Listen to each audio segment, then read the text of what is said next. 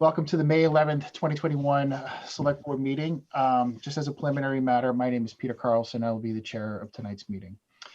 Please permit me to confirm that all Select Board members and persons anticipated on this agenda are present and can hear me. Select Board members, when I please call your name, please respond in the affirmative. Ms. DeFazio. DeFazio present. Mr. Often.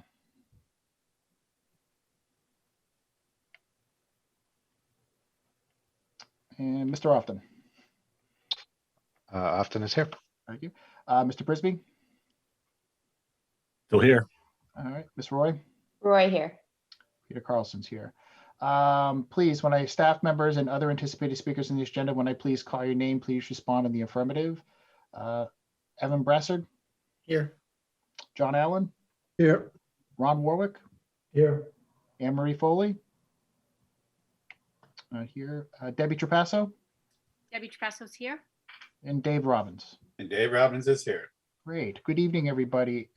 This open meeting of the Town of Grafton Select Board is being conducted remotely, consistent with Governor Baker's executive order of March 12, 2020, due to the current state of emergency in the Commonwealth due to the outbreak of the COVID-19 virus. In order to mitigate the transmission of the COVID-19 virus, have been advised and directed by the Commonwealth to suspend public gatherings, and as such, the governor's order suspends the requirement of the open meeting law to have all meetings in a publicly accessible physical location. Further, all members of public bodies are now allowed and encouraged to participate remotely. The order, which you can find posted on the town's website at www.grafton-ma.gov, allows public bodies to meet entirely remotely so long as reasonable public access is afforded so that the public can follow along with the deliberations of the meeting. Please note that ensuring public access does not ensure public participation unless such participation is required by law. This meeting will not feature any public comment for any public hearing tonight. For this meeting, the Select Board is convened by Zoom and is posted on the town's website identifying how you may join. Please note that the meeting is being recorded and that some attendees are participating by video conference. Please be aware that others may be able to see you, and take care not to screen share your computer. Anything that you broadcast may be captured by the recording and viewed later. All materials have been provided to members of this body are available on the town's website when final minutes are posted. Unless otherwise noted, the public is encouraged to follow along using the posted agenda unless I, the chair, will note otherwise. Before we turn to our first item on the agenda, please permit me to just cover some basic ground rules. I will introduce each speaker on the agenda tonight. After they conclude their remarks, I will go down the list of the Select Board members, inviting each of you to provide any comment, questions, or motions, but please hold until your name is called. Please remember to mute your phone or computer if you're not speaking, and please remember to speak clearly in a way that helps generate accurate minutes. If there's any votes that the board will take tonight, it will be done by roll call vote. All right. Turning to our first meeting tonight, we've invited Mr. Warwick in here tonight to discuss and just talk about the citizens petitions for 25 Worcester Street. Mr. Warwick, you're first up. If you want to just give an overview of what your petition is. Well, the petition was to transfer the property at 25 Worcester Street from the Affordable Housing Trust back to the town. I've since understand that that's not possible because the town does no longer own it. And I understand, I've read the attorney's letter, the town council's letter, stating that they're recommending that the moderator declare the motion out of order, and I would see that as the end of it. Okay. All right. Well, like I said, Did I make it too simple? Should I get more complicated? No. I mean, about a year ago, our objective here was to bring in people who have citizens petitions to the Select Board. Just an opportunity to discuss what it's about, but I would agree with you. The attorney's opinion would call the article out of order because the town does not own and can't convey the property. But again, wanted to just invite you out here tonight. Just have the board ask any questions. I know it's not a moot point yet because we're not at town meeting, but again, it's on our agenda. So your citizen's petition, so we want to respect that. Thank you. All right. Does any of the board members have any questions or comments? Sure. Mr. Brisby. Well, I mean, it's a moot point, but while we're here, why don't you tell us what it was about anyway, assuming it wasn't moot? Well, I don't think you want me to go on with a half-hour, 45-minute discussion on why I think putting anything on Worcester Street is a bad idea. But I kind of do. Because sooner or later, we're going to have that discussion with you, I would imagine. I don't think you're going away after this petition. So why don't you tell us what it's all about? Why can't we do that on your meeting and not the selectmen's meeting, a select person's meeting? Because you're the one that brought the petition. Mr. Optum. Mr. Chair, I'm going to suggest we move on. I don't see the point of having this discussion. The discussion item was really to talk about this petition, and clearly the petitioner isn't interested in pursuing this further. I would agree. Mr. Warwick wants to discuss this with the Affordable Housing Trust. I would encourage you, Mr. Warwick, to, discuss this further with them about, what their proposed ideas and plans are that eventually they'll share with the community. But at this point, I would agree. Mr. Warwick, you've agreed, you want to hold off and have this discussion with the Affordable Housing Trust.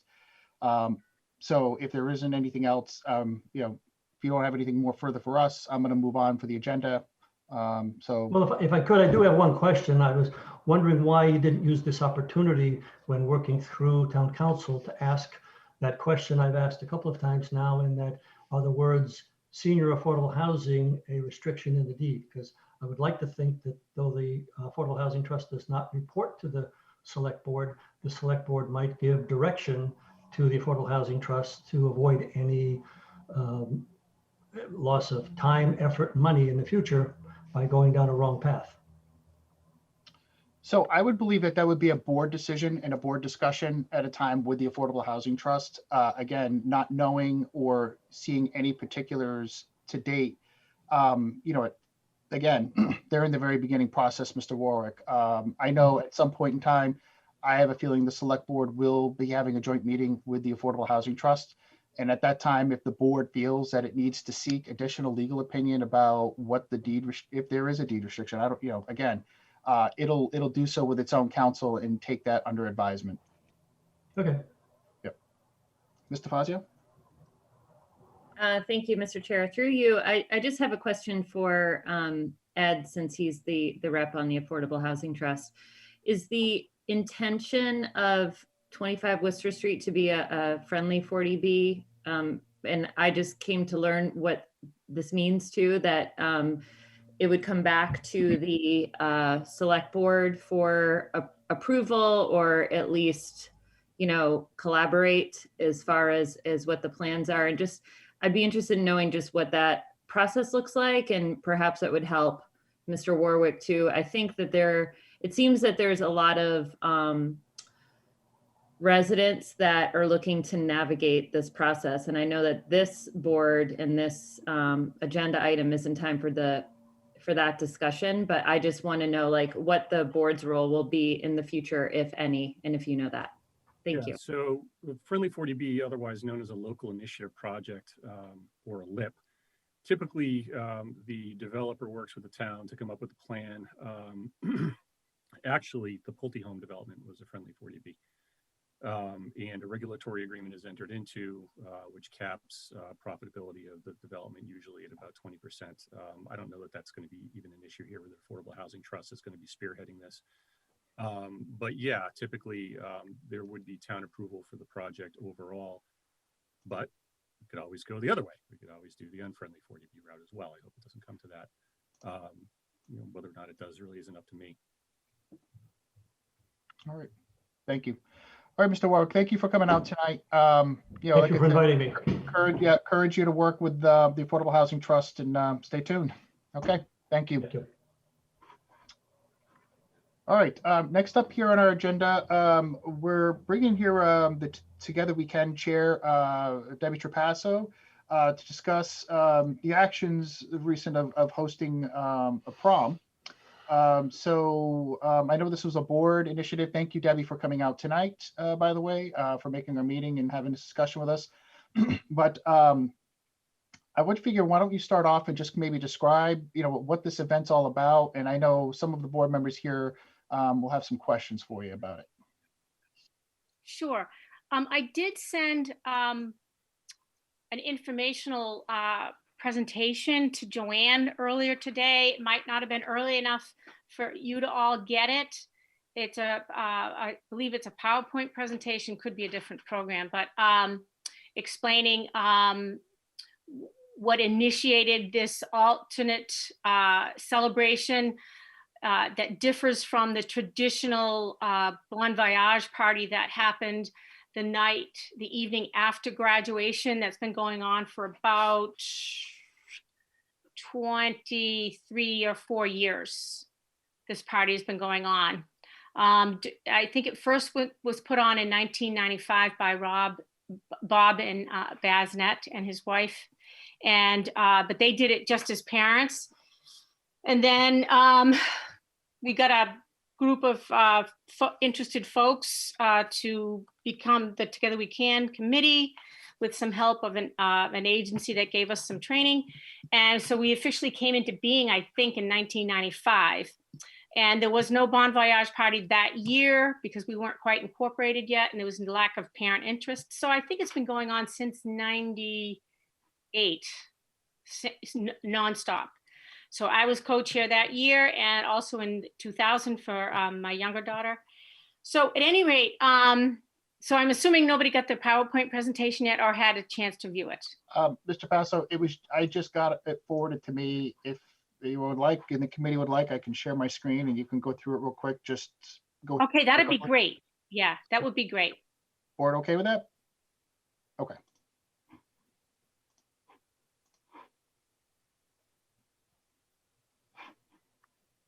Can everyone see that? I can see it. Okay, good. All right. Any particular place you need me to go? Well, I've reviewed it. So if you can go to you can go to the next screen when you think everyone's had a preview. Yeah. This particular page that's displayed right now does indicate that other neighboring towns are having some kind of prom celebration. There's not detail though. I know that Millbury had one. I think it was Millbury that had one inside at the DCU, but at any rate, not that I'm a believer that just because everyone else is doing it, we should do it or do the same thing. That's just to show that we're not alone in making a decision to do this.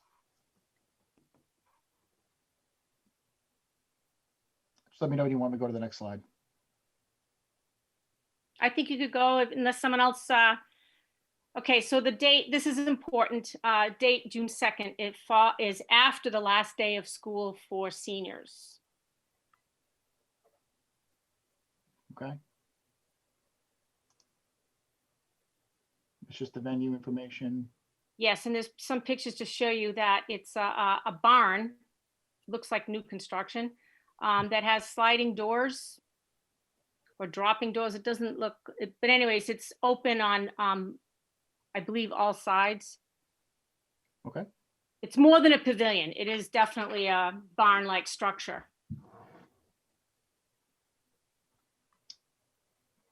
All set. So I think you could go, all right, that's a lovely picture. Anyway, but this describes some of the steps that they're taking to make a safe travel to and from the event in Fox. They've hired 3 motor coaches right now. They decided to do that because the seats are higher, creating more of a separation, I guess you could say. They do seat 56, but they're not going to put more than 50 in a bus. Not that that's a super big difference, but it's not going to be 70 kids packed in a school bus. Now I want to note that a Grafton police detail has been hired and paid for out of the Bon Voyage fundraising account that will get kids safely on the bus and check bags. I also want to know, it's not here, I have a copy here that I can forward to you, but the invitation and party information that was sent to parents indicates what is allowed on it or not on the bus. So it's small bags, it's not backpacks and large purses. And the students have to go to the venue and back on the bus unless the parents are called, and they can leave early, but the parents have to come pick them up. So it's very similar to Bon Voyage rules, but this venue was, they're not having all the entertainment that Bon Voyage typically has. the last few years it's been at the high school. Prior to that, they were always at outside venues. Like we did it for many years at the Northborough YMCA and used their facilities there. And we bused kids on school buses to that. There are going to be 11 chaperones at the site and riding the bus. And the chaperones are primarily junior parents, so they can see what could possibly be planned for their children next year. And if they need to fill in, they will get senior parents to fill in for chaperones. And then they have that code of conduct that I mentioned that they have to agree to. And it tells you how the food's going to be. So we can go to the next slide. I think everyone's seen that.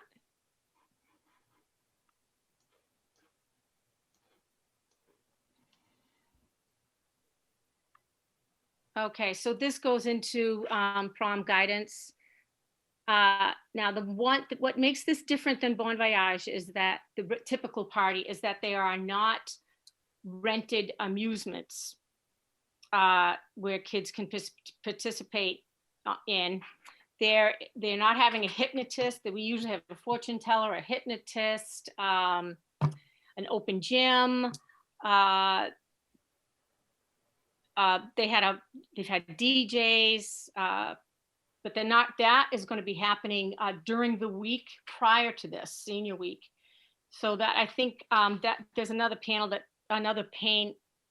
screen that describes other things that the students will be engaged, the seniors will be engaging in prior to this. Obviously, there's no alcohol at this party, but they are going to have alcohol-based hand sanitizers. I just wanted to point that out. I think you can go to the next screen. There's no other slide. That's the last one. Oh, it is the last one. Okay. What I don't see here is what initiated this particular party plan as opposed to Bon Voyage. So back in March, because of the financial commitment it took to rent all the amusements and the vendors and folks for the entertainment, they had to make a decision to go or not. And back in March, we didn't know enough about how the pandemic was going to continue. So they made a decision to cancel Bon Voyage as we know it. And they were going to put their money that they raised, the parents raised $34,000 this year. So they are basically, they're doing food, they're paying for food trucks and entertainment to happen outside on the football field during the week. So they're having a few things each day for seniors to make it like a week-long celebration for them. But then the parents started hearing from their children that there were since Bon Voyage was going to be canceled, multiple families talking about putting on their own parties.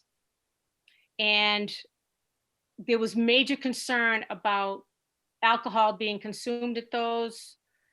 But the biggest concern was the exclusionary aspect. No one household is going to invite the entire class to participate at their home.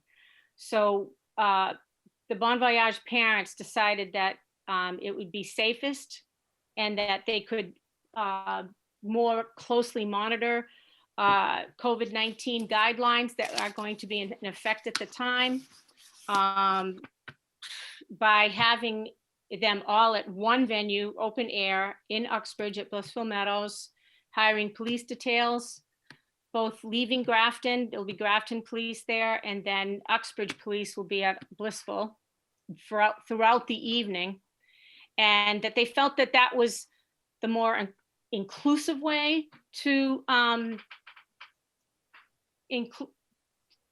provide entertainment or I guess a closing celebration for them. And that was just the safest way to go. So that's why they came up with Prom Voyage. Now, it's not really a prom because no one is invited except students that go to and graduating from Grafton High School. Nice. So there is no pressure to get a tux. a fancy dress nor a date. So they're going as similar to Bon Voyage. It's them only. So I think that pretty much explains everything other than the details provided in this presentation. If anyone has any questions, I'll. Debbie, I'm gonna open that up to my, can. thank you. I'm gonna open up. I know, Colleen, you've had your hand up if you want to go ahead. So my first question would be, aren't prom voyage events supposed to be free for students, and why are you charging for this event?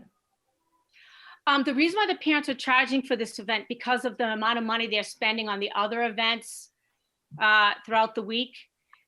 Each coach that they've hired, the buses, are $850 a piece. They did not give me an entire budget of how they're spending their money, but they've bought gifts. There's a lot, they're paying for food all week long. They are subsidizing this. So it's about $15 per student to support the cost of the motor coach approximately. And then that leaves, so they're being charged $60 a piece. So that leaves $45 for the food and beverage. So I'm sorry to cut you off. It makes sense that all of these things cost money, but Yes. aren't prom voyage events supposed to be free to the students participating? If that's the case, should they have either just cut their losses at the events they could afford to put on, or maybe not put on so many events? It just sounds like there are a lot of events happening for students, which is great. It should be that way. But it was my understanding that prom voyage events were supposed to be free to the students. And I guess my other question would be, at what point was the discussion had that you guys were going against what the school committee had decided, or the school district had decided as a whole? Did that conversation come up at all? Are you saying that the school department decides how the celebration is going to go? No, I'm saying that they went with DESE recommendations to not have a prom event this year. And was that discussion had at all? It wasn't formally discussed with, okay, Bon Voyage chairs did not meet directly with the school committee, but they did meet with Jim Pignataro before they went ahead with this. And then they did obviously inform Together We Can about their desire to put on this event, and they asked us how we felt about it. So we said that they could. We didn't see, our biggest issue was safe mitigation and that it was inclusive. We did not discuss finances. So, I'm sorry. but I did ask that question as well when I met with the Bon Voyage chairs. And so they felt that since, I think the main reason why they're charging is because they didn't think they were going to get 100% participation at this.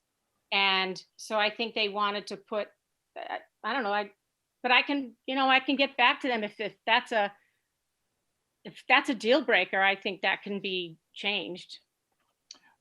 What was it? Mr. Often, you had your hand up? Yes. I just am interested in understanding the relationship between the Bon Voyage parent group and Together We Can. Okay. Together We Can, we're a subcommittee to the Board of Selectmen. And so we answer to the Board of Selectmen. Our main project is to have the graduation party each year. And obviously, due to the pandemic, it was canceled last year. And they did other things. I forget, but outside, whatever. They did gifts and they had planned something else. So we do other things like work with the school resource officer, provide support for him. In the past, we've helped National Honor Society students support their community service projects.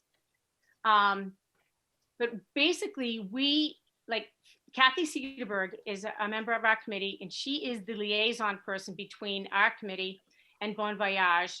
She, like me, also had co-chaired Bon Voyage parties in the past. And so she attends their meetings, and she provides them guidance and answers their questions. So we don't tell them every step of the way what to do, but we do, we're with them. And so when community concern seemed to become an issue, we talked about getting the word out about how this party is being done. So if you have I mean, I can't ask the money issue. I can't answer that because I didn't make that decision. But I know that they had discussed about making it free or included, I guess is the better way to say it. Nothing's free. So did I answer your question? Sort of. I've got a million others, but I'm going to let other people ask questions. All right, Mr. Fazio? Thank you. And thank you, Deb, for coming out tonight and explaining all this to us. It's nice to see you. It's nice to see you. And so I think you stated that you've been part of this since the inception. I think it was back in around 95. Mm-hmm. And do you know why Together We Can became a subcommittee of the select board? Because it seems to me it would be better placed under the school committee or as a parent group. And I'm just wondering if there was reasoning behind that. And I guess, to kind of go along with that, the idea of proposing this before it happens would have been my ideal situation. I think most people here. But again, this seems to be a big school involvement. So I'm just wondering if there was a particular reason from the inception of this committee that it ended up under the select board. You know what? I don't really know. I do know that prior to us forming as a committee, the health protection grant required, one of the requirements of the health protection grant, which was funded by the tobacco tax back in the early 90s, one of the requirements to get funding, to get that tax funding, was that you had a health advisory board that consisted of members at large and people representing different organizations within the community, schools, police, churches, Boy Scouts, Girl Scouts, other organizations like that. And the town, I believe, they had a consultant come and give us a training about in educating us about risks factors, how to identify risk factors and try to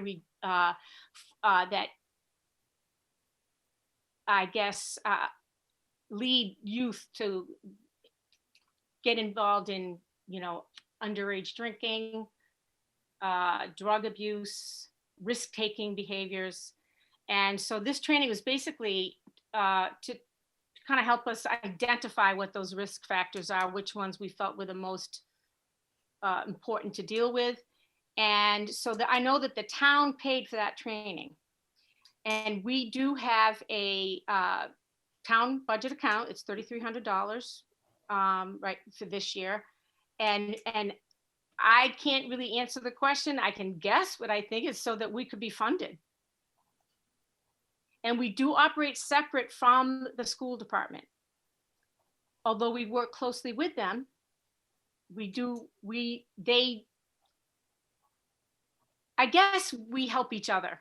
We don't, we're like an equal, we're equal partners in the things that we do, especially concerning the Bon Voyage party that has happened every year until the pandemic hit. So I don't really know the right answer. I'm just giving you what I think it is. Mr. Prisby and then Mr. Hoffman. Oh, yeah, Ms. Trapasso, just to follow up on that though, are you saying that Together We Can has equal right and responsibility to determine whether or not there's a prom this year that is backed by the municipality as the school committee does? The school committee doesn't actually, the school committee does not have jurisdiction over Together We Can. And I've never felt like the select board has jurisdiction or we've never been asked or questioned about anything we've done before this. But this is certainly a valid concern. The Bon Voyage chairs told us about this alternate plan for the Bon Voyage party. They described their mitigation. They described the open air pavilion, the busing. They gave us the guidelines for, which follows along with what Bon Voyage has typically done. So Together We Can, as a board, we didn't do an official vote on it, but we thought that they were doing everything that we thought was fine. They were meeting mitigation and the state guidelines for that. So we thought, and Jim Pignataro was okay with it, seemed to be okay with it. So we just let them plan it. Okay, if I just have a follow-up question to that, if it's okay. You do understand, though, that Together We Can is a subcommittee of this board and is therefore responsible to this board. It is a public committee. It is not a private one. So it is responsible to the elected officials in this town. Yes, I do know that. Okay. And also that the school committee is responsible for sanctioning school-related events. And it has determined, whether you agree with it or not, that there wouldn't be a prom this year, right? That I am, it is definitely not a prom in the traditional sense of the prom. All right, where it's held at an inside venue and dates, and other students get to bring a date from anywhere they want. And there's dancing and dinner and dancing, so I know it sounds similar to this Blissful Meadows venue, but where it's not date oriented and it's just for the seniors, it kind of more resembles the Bon Voyage party than an actual prom. So that's how we looked at it. So we've never been questioned by the select board before, although I'm not saying that you shouldn't now. It's that I understand your concerns and I'm willing to meet with you. And, if you want to have a select board person be part, to have, a Together We Can person to report at your regular meetings, we could do that and we'd be willing to do that. But there hasn't been a call for it. We never were asked before. And I don't know if that answers your question. I mean, we'd be willing to give you regular reports. I mean, we do submit our meetings, our minutes to the town. Yep. So Get to Debbie, I'm going to get to Matt over here. He had his question up, and then to Colleen, please. Okay. Thank you, Mr. Chair. So there seems like there's a lot of good intention here. And I guess I want to recognize that, but also it seems to me that there's a lot of good intention that have gone a little sideways here. We have a grant that the town got from the state or the federal government, which required a health advisory committee, which has turned into, the main objective is to have a graduation party. That to me seems like we've gone a little bit sideways in terms of the mission of the group. So I'm a little bit concerned about that. I would like to have a couple of things explored, I guess. Mr. Brasser, do you know the conditions under which we took this grant and whether this is a continued town entity that's required? I do not, but I can't imagine any grant we got in the 90s having a follow-on effect that would go to 2021. Okay, I think that's important for us to know. The second thing is I'd just like to confirm the fact that with the money that's budgeted to Together We Can, that none of those funds that come from the town budget were expended on this particular event. None, absolutely none. Bon Voyage raises all their funds from businesses, organizations, and parents. Parents give a lot of money too. But they have their Krispy Kreme donut. I don't know if you have heard about that. That's a big moneymaker. And the mattress sale, I don't know if you've seen signs for that. Those are their two biggest fundraisers. And they've been yearly. They've been such a success that people look forward to them. Got it. So I don't mean to cut you No, off, that's but right. I just wanted to make one other thing crystal clear. Decision on whether or not to have prom is solely with the schools. It has nothing to do with the school committee. But again, the schools were basing their decision based on DESE recommendations, as other school committees have done in the area. I think what other school committees have done what other schools in the area have done, trying to compare this event to what other schools have done, I just don't think is a valid comparison. This is a government entity that falls under the select board that's made a decision that is different and in direct conflict with what the school has made a decision about. And that's where I have a real concern about those good intentions going sideways. It puts a committee that falls under our direction in direct conflict with the decision that the schools have already made. And that's my main concern. But also just the drift that's happened with the charge and the intention of this committee over time. I'm wondering if it continues to make sense in its current form. So I definitely would be interested in getting that information to see if it is something that that's required going forward. Yeah, I will say this, the health protection grant, that dried up a while ago. So, because that was funded by the tobacco tax. I can't tell you how long ago that was. I was I was the health curriculum coordinator, funded by my stipend that I got for that back in the 90s came from that health protection grant. And I know that it kind of dried up maybe before 2000. I'm not sure. Could have, I don't know, could have been, I don't know exactly when it dried up. I was no longer the health curriculum coordinator at that time. So I can say that there's no federal grant issues here that we're not meeting because there is no grant money. Got so it. I can say that. Okay. Okay. So Together We Can, we still have, I mean, I have to say we've only got 6 members, and it seems like our biggest project is to oversee the Bon Voyage party.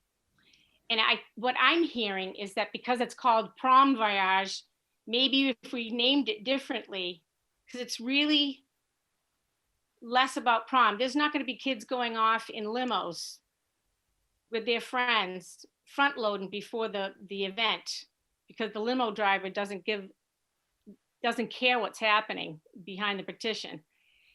So this is not, it's not anything like prom where kids are getting dates from out of town and spending a fortune on dresses and tuxedos, and it's held at the DCU.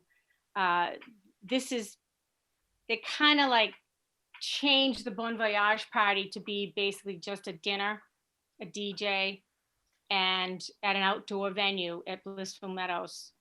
And Debbie, I got to kind of have you shorten up a bit. I've got members that Sure. got questions here. I apologize. No problem. Colleen has had her hand up, and I want to make sure we give this enough time here. Colleen, go ahead. I'm prepared to make a motion if you'll allow me that. I will. One second. Does any other board member have any questions for Debbie before we entertain that? Just so we know, Colleen, I'm sorry. Just Mr. Frisbee. No, I'll wait to hear what Colleen's motion is. Go ahead, Colleen. You're good. Thank you. I move the board vote to disband Together We Can effective June 3rd, 2021, and to have all accounts, outstanding bills, and any other financial information to the town administrator for review no later than May 14th, 2021.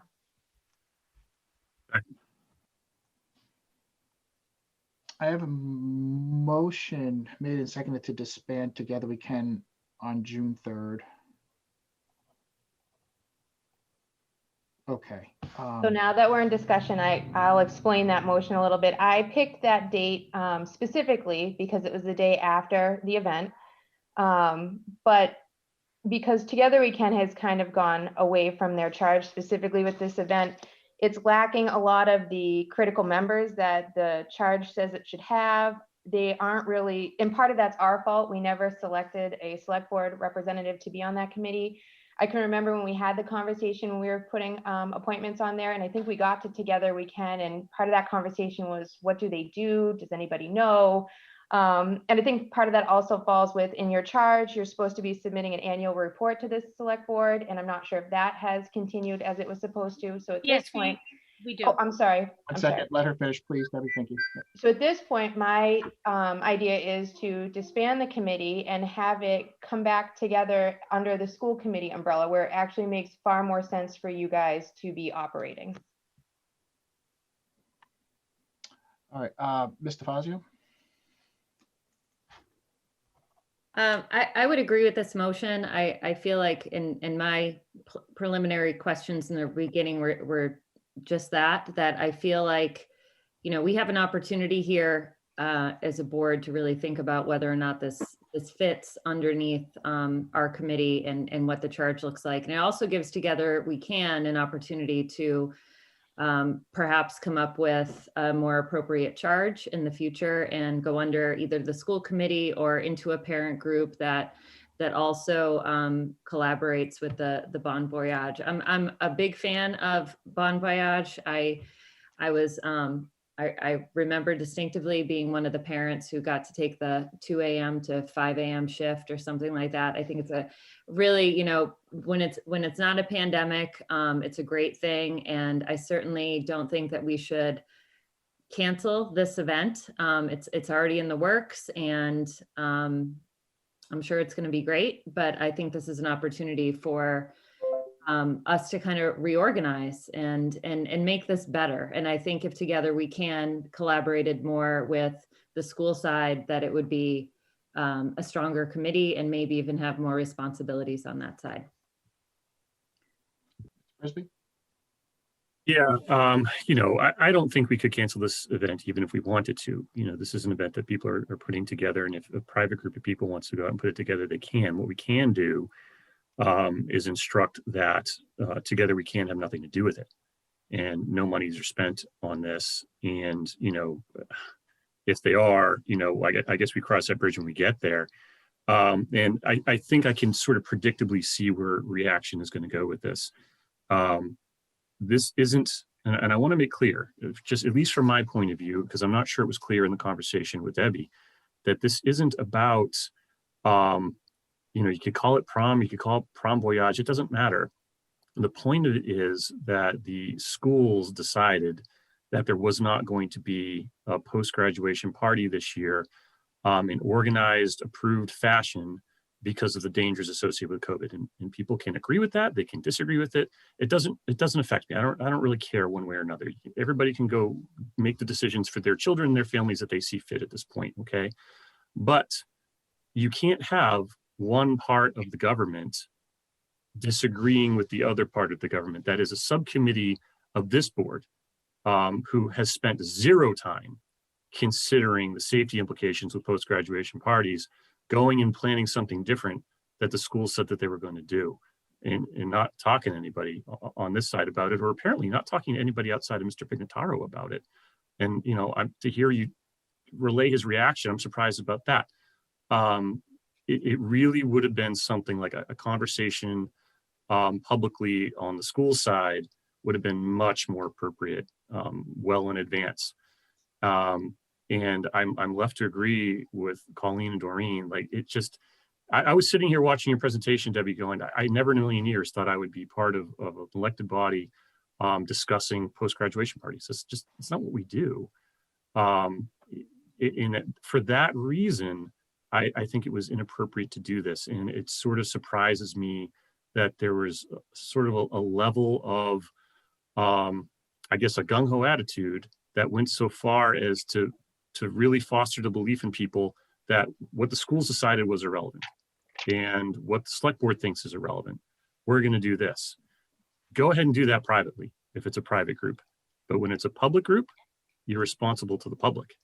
And when we heard, that we had to explain to Jay Cummings why a subcommittee of this group had gone and organized a post-graduation party, even though an entirely different decision was made during a pandemic for safety reasons, that was alarming. That was really alarming, and I think inappropriate. So, I want people to understand that that's where we're coming from. This isn't, substituting our judgment over what families can do for their kids after graduation. Again, have at it, plan something private if you want to, or don't. But it's wildly inappropriate for a subcommittee of this group to really go against what the schools have said here would be appropriate during the pandemic. So for that reason, I agree with my colleagues. Just real quick, Stefan, before we go, just for the public's matter, we're not taking the Q&A session got turned on for this meeting and it shouldn't have been.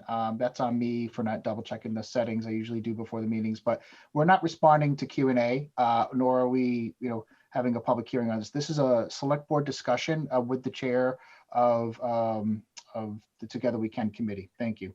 Mr. Often? Yeah, thank you, Mr. Chair. I just want to say, the reason that I'm going to support this motion is I don't think that the original intent of this to support a grant funding continues to make sense at all. Clearly, there's been a little bit of drift in terms of the mission. And so I support the motion to disband at this point. We'll wait till after the event. We definitely want to not get in the way of that at this point, this far in the planning process and whatnot. But I'll be supporting the motion for sure. Any other questions from the board? So just so I'm clear, the motion is to disband on June 3rd. The proposed date of this event is June 2nd. And Ms. Roy, can you just go over real quick the particulars of the reporting and can you bring up the timing of this just one more time? I just want to.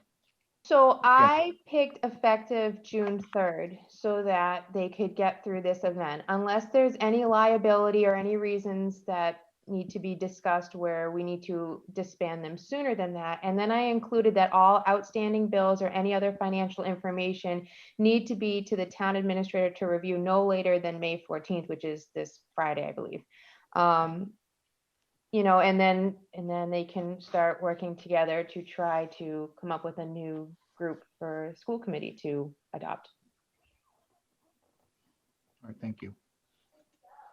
All right, any questions or comments from the board on the proposed motion? So I have one question. When you mentioned liability, I know this is going to pique everyone's ears here. So June 3rd is the day after the event. Is there a concern for liability here that as the board should be considering? That's what I want to know. Mr. Brassard? So there is. I think if the board is going to disband a committee because it has concerns over an upcoming event that is not in line with the will of the board, then I would not recommend waiting until the day after to make to carry out the disbanding of the board. You would want to do that probably effective immediately, because otherwise, this is a subgroup of the Board of Selectmen that's hosting an event that is not congruent with what you're trying to accomplish. All right, Ms. Roy. I amend my motion I move the board vote to disband Together We Can effective immediately and to have all accounts, outstanding bills, and any other financial information to the town administrator to review no later than May 14th, 2021. Thank you. So I have a motion to amend immediately on the original motion.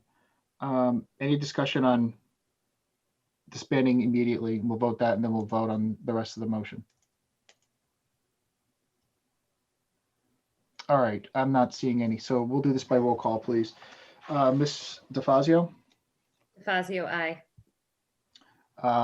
Mr. Often? Often aye. Mr. Prisby, Frisbee, aye. Ms. Roy, Roy, I. Pete Carlson, aye. All right, so the main part of the motion, so we're changing it to be effective immediately with the reporting. Any further discussion on that part of the motion now that we've amended the date? Seeing none. All those by roll call, please. Mr. Fazio, Fazio, aye. Mr. Often, Often aye. Mr. Prisby, Frisbee, aye. Ms. Roy, Roy, I. and Carlson, aye. Declare the motion carried. Okay. All right. All right, Debbie, thank you for coming out tonight and explaining that. I think the next course of action, I think, is going to be more appropriate and aligned with the actions and the activities that you and this committee has been undertaking for a number of years. I think what the board should do is send a letter to the school committee, letting them know of this action and give its recommendation to the school committee that it may consider creating its own committee that would more align with the discretion and the decisions of the school department, and really kind of take this out of our hands, and I would agree with my committee members. So I think moving forward, if there isn't any further discussion on this, I declare this business concluded. Ms. Debbie, I thank you very much for coming out tonight and explaining this. Stay tuned and we'll see about what the next iteration of what this committee can, what a new committee will do for the students of Grafton. Thank you. You're welcome. Okay. Next up after that, we have tonight discussion of a composting program. So I want to thank Emery, thank you for coming back out tonight. Appreciate it. This is 2 weeks in a row. Welcome to Tuesday meetings. One of the things we wanted to talk a little bit more detail about with the board is just its discussion around, how it wants to go about looking into a composting program. And I think there are one of two ways I think this board can decide tonight, do we want to have some sort of official town involvement, or do we really want to just leave this up to the residents? And I had Mr. Brassard here just come prepared to talk about what those two tracks look like and what are some of the options. And I wanted to invite Anne Marie out here as well, again, to discuss some of the particulars if there's some questions about the program on Black Earth composting. So I want to hand this over to you, Mr. Brassard. And if you want to just kind of talk about where we see kind of one of two tracks that we could consider as a board, and maybe just kind of go over some particulars, and then we can, we'll obviously open this up to discussion with the other members. Right, thank you. So both William and I did some background this week looking at different composting options. And really, like you said, Mr. Chair, comes down to two different options. There is the town could issue an RFP and go out and select a company in which would become the compost hauler for the town of Grafton.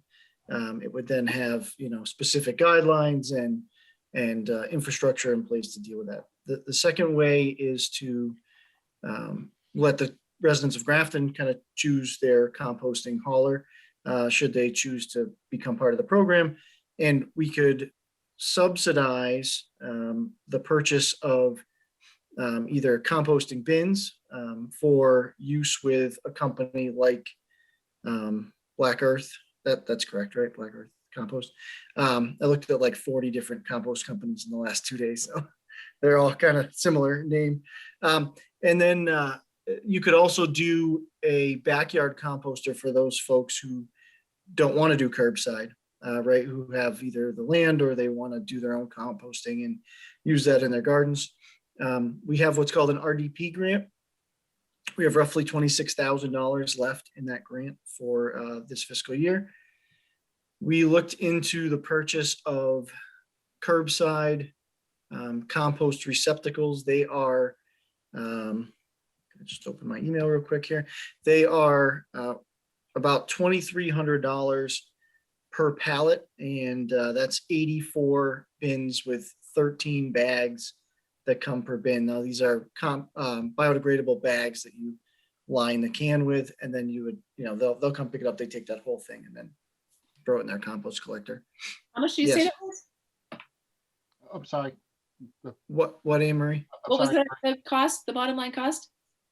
It's $2,300 for 84 of them. Yeah, okay. And like I said, the other option is to subsidize a backyard composter, which I have done in the past.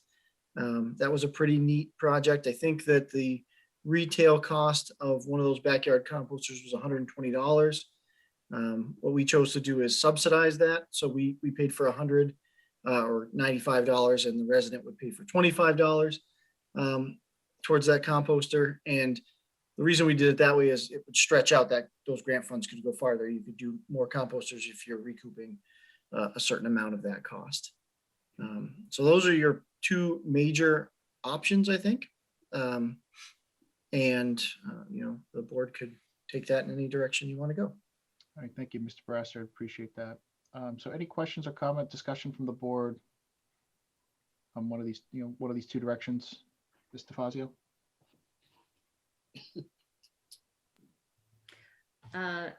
Yeah, so a couple of things. I mean, and Anne Marie might disagree with this, and she's really the expert here. She's done a lot of research. So I think that Black Earth is working well. I don't know if it seems like if we have more residents do it, that the price will go down, and to switch at this point, especially for those of us who have signed like a 6-month or year contract with Black Earth, because there's a number of us growing every day. It would be good to stay with that. Although I am in favor of adding backyard composting. I think that there are residents in town who would prefer to do it themselves and use it as gardening themselves. So there's probably an interest there. So I'd be against doing an RFP. And I will say too that this board did form a committee a couple weeks back, kind of slid under the radar because we had a lot going on, but we do have a sustainability charge, not to be confused with Ed's sustainability committee. And we could put that under the committee if we have members join and, kind of help disperse this composting program and help people. I know there's trash issues too coming up, bag problems and such that, we get emails on. So my hope is that we would have a committee to help sort of sort out all of these issues. And that would include helping people learn more about composting as well. So doing more outreach and education around it, and then potentially add this program under it as well. Okay. Yeah, so we do have the recycling committee, you're right. And we'd probably be great to get some more in-depth feedback. Could any of the board members have any other questions or comments or discussion?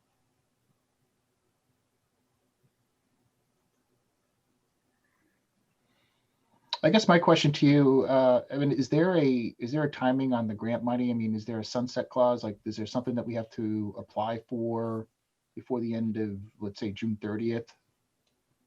The RDP grant is not a June 30th deadline, but there is a deadline end of summer. I don't remember what that is top of mind. So I can get that information for you, but you would, I think that if you're going to go in that direction, and all you have to do is tell William and I what you want, the outcome to be, and we'll make that happen. Doreen? Yeah, well, we have Anne Marie here. I'd like to know her perspective of, how many people right now have the composting program, and then secondly, what can we do to help promote it? I mean, so let's say this, recycling committee charge doesn't get off the ground for a while. Like, are there ideas that you have that we can help support this program? Yeah, so I brought it to, I wanted to come to the select board last week as an outreach to try to, pick up some press either through this and or folks that are listening at home to try to increase the numbers, which actually it was somewhat effective. I did get a lot of people reaching out about it. We are at about 40 right now in the town. I think we started maybe 6 or so months ago, or I started, I think I was the first person. So, the numbers are relatively low. We get to a threshold in terms of lowering the cost. I believe it's at 300. I can look that up again. It's 500 is the first threshold to go down. So it's $99 right now for 6 months. It goes down to $69 for 6 months at 500 people. I don't know, Evan, if you guys saw anything about like this DEP grant, the Sustainable Materials Recovery Program grant. That would be like a smaller grant. That's what I was thinking, I guess, to help buy, like you said, a pallet of these bins potentially. And if we get 84 people, that's fabulous, considering we have 40 in 6 months. So that would be a win in my estimation. It seems to me that perhaps that could be covered through something like that. I guess I wasn't thinking that the whole town was going to go to an RFP, but No. That's to your pleasure, obviously. Just one other thing I will add that there are programs additionally. Again, this is just with Black Earth. I did research with other companies and chose these guys for a myriad of reasons. But one thing that I know that they do is some outreach with like PTO and nonprofits. So say you decide the Friends of the Grafton Library. So they get a link or something. And for every person that joins, that person gets $5 off. And additionally, the library gets $5 towards a project.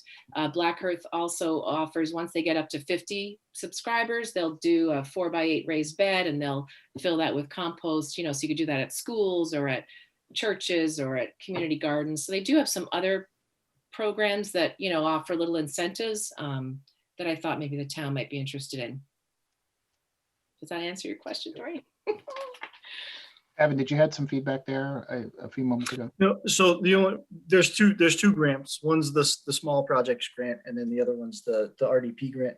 The only reason I suggested the RDP grant is not to suggest that we spend $26,000 on composters, but just that we've already been awarded those funds, and this is one of the areas we can use that money. Okay.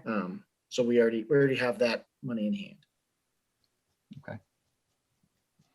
All right. So. Sorry, one last thing, Peter, sorry.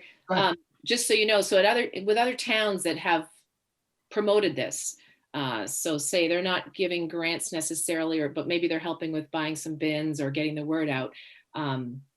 When you get to 1,000 households, which say Hopkinton, Ashland, I can talk, there's a number of towns around here that have hit that, it goes down to 49, which is like $2 a week.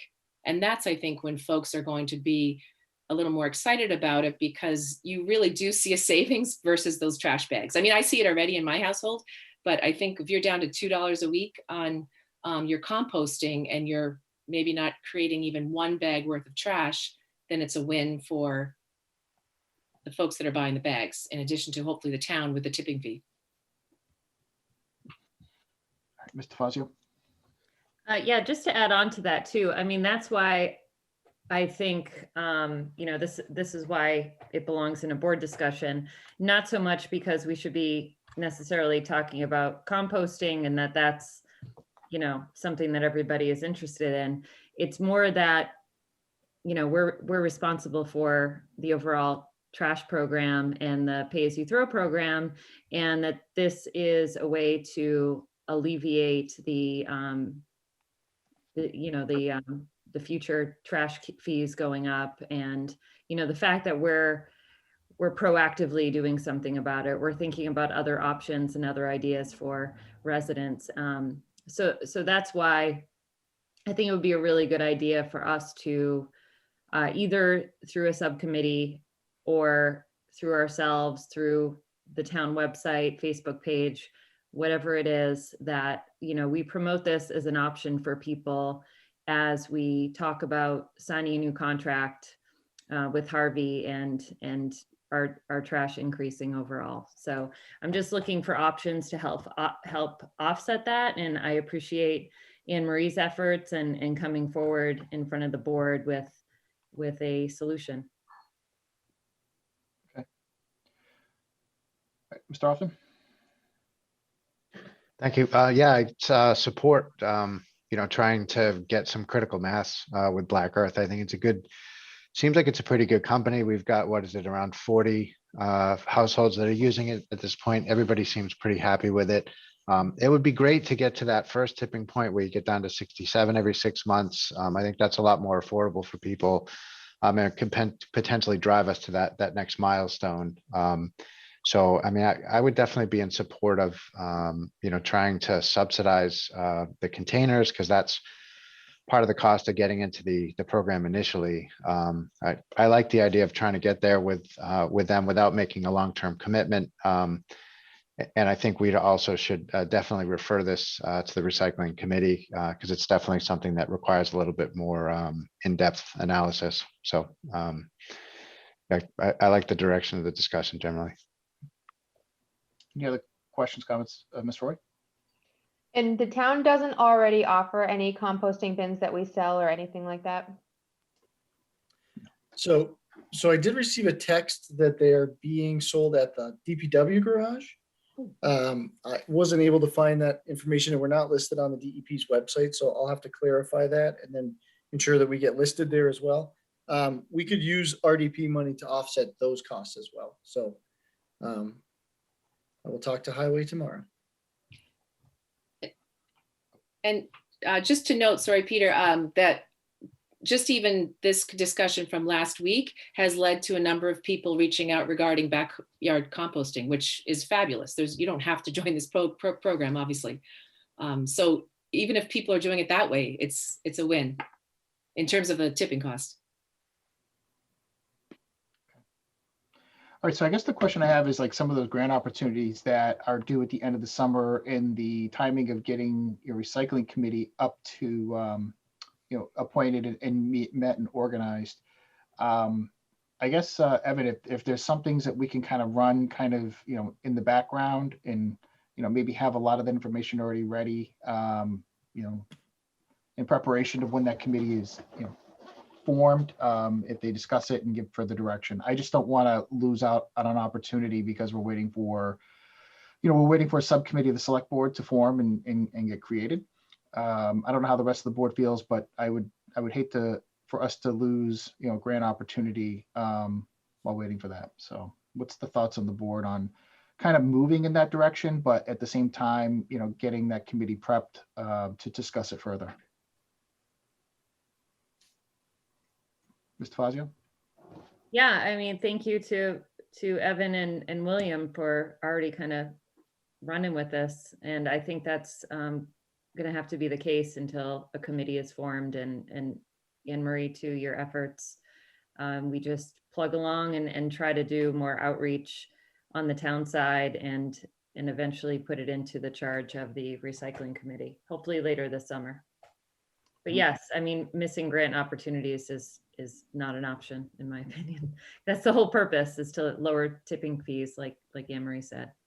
Yeah, and we've missed so many of these opportunities in the past. So when I hear about it, I want to jump on top of it and be ahead of it and not, do this at the last minute.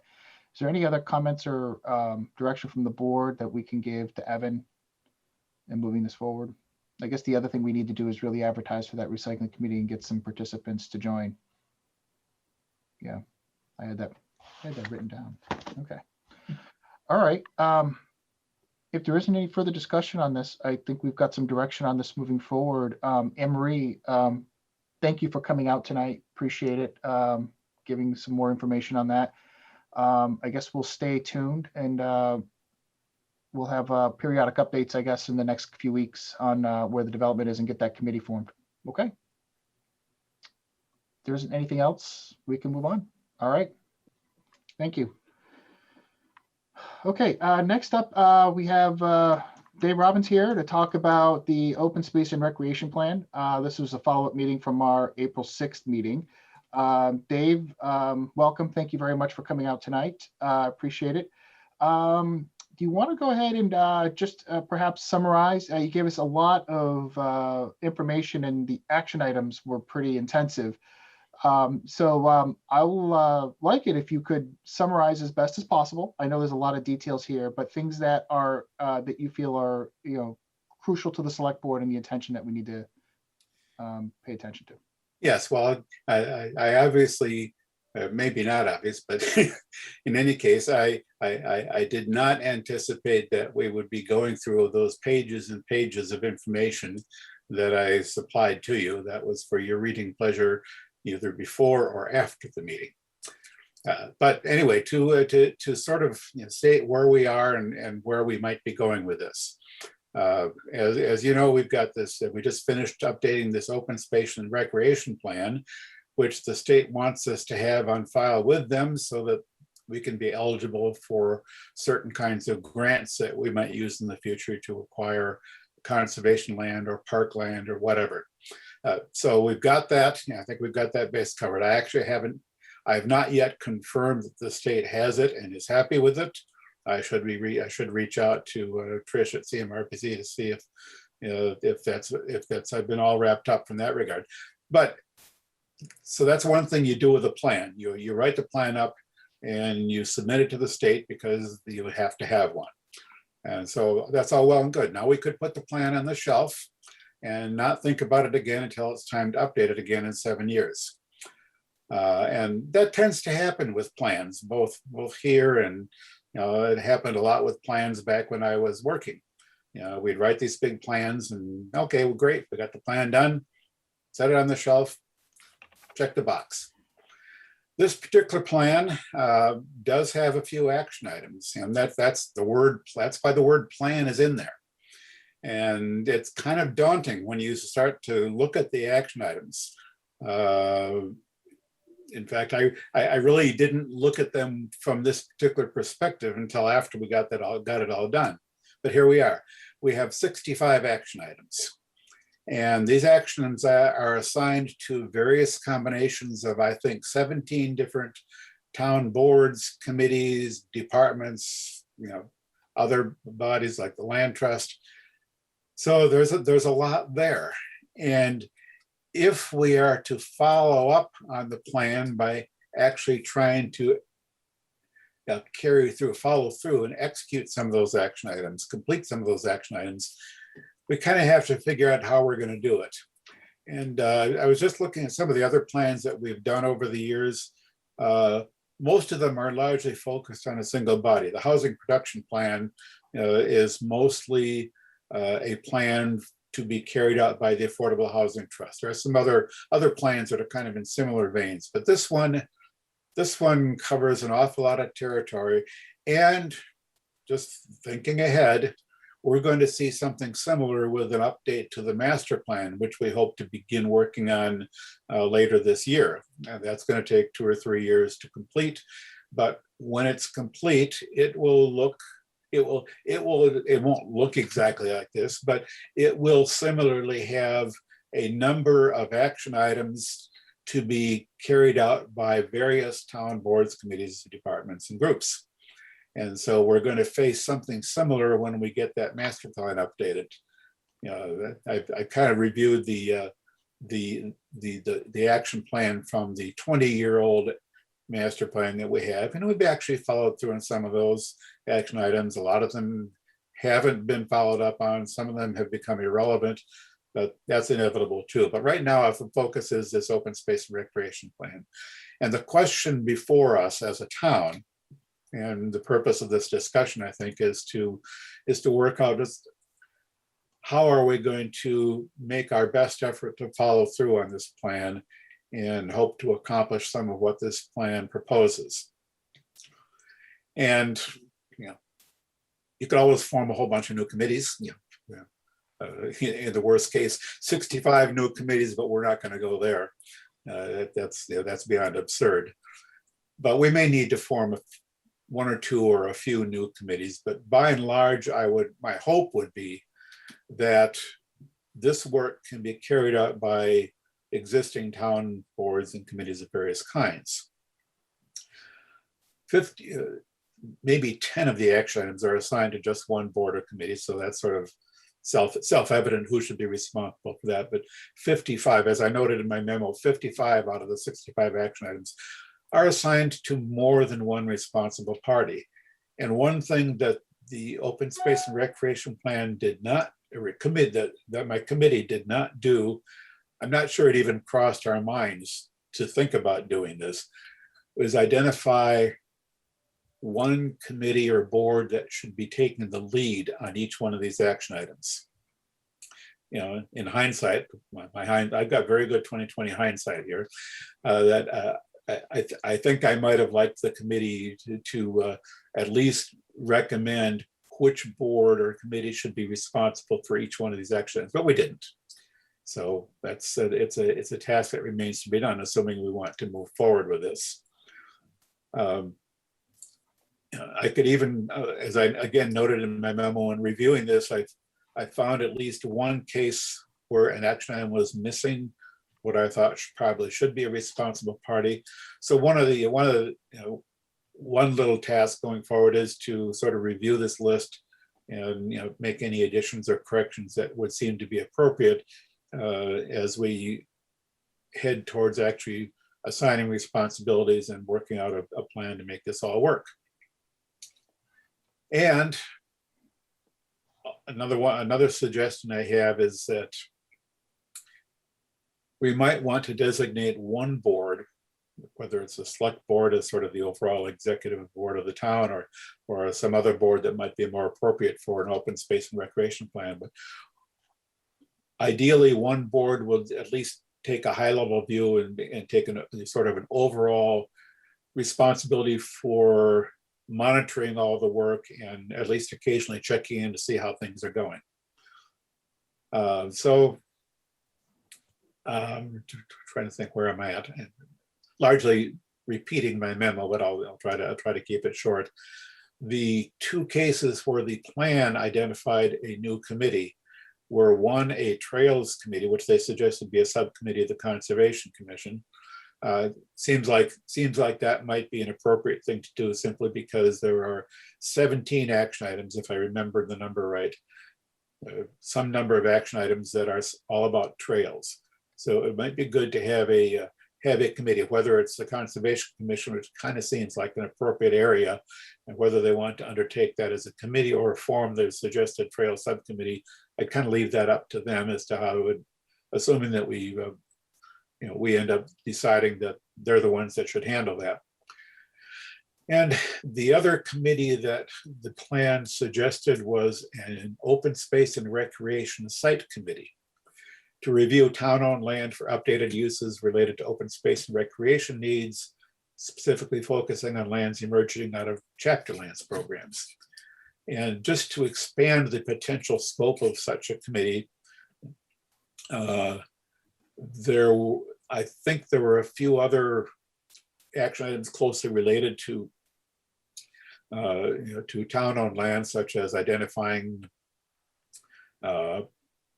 looking at tax title parcels, looking at town-owned properties that are not assigned dedicated in a particular use, and identifying some appropriate uses, which sort of brings me back to something I brought before your board last summer, early fall, and it was kind of arose out of this. We used to have a town-owned land committee that sort of outlived its useful life and was disbanded around 2014, I think, or 2017, somewhere in that neighborhood. And I had suggested maybe we want to sort of reconstitute that.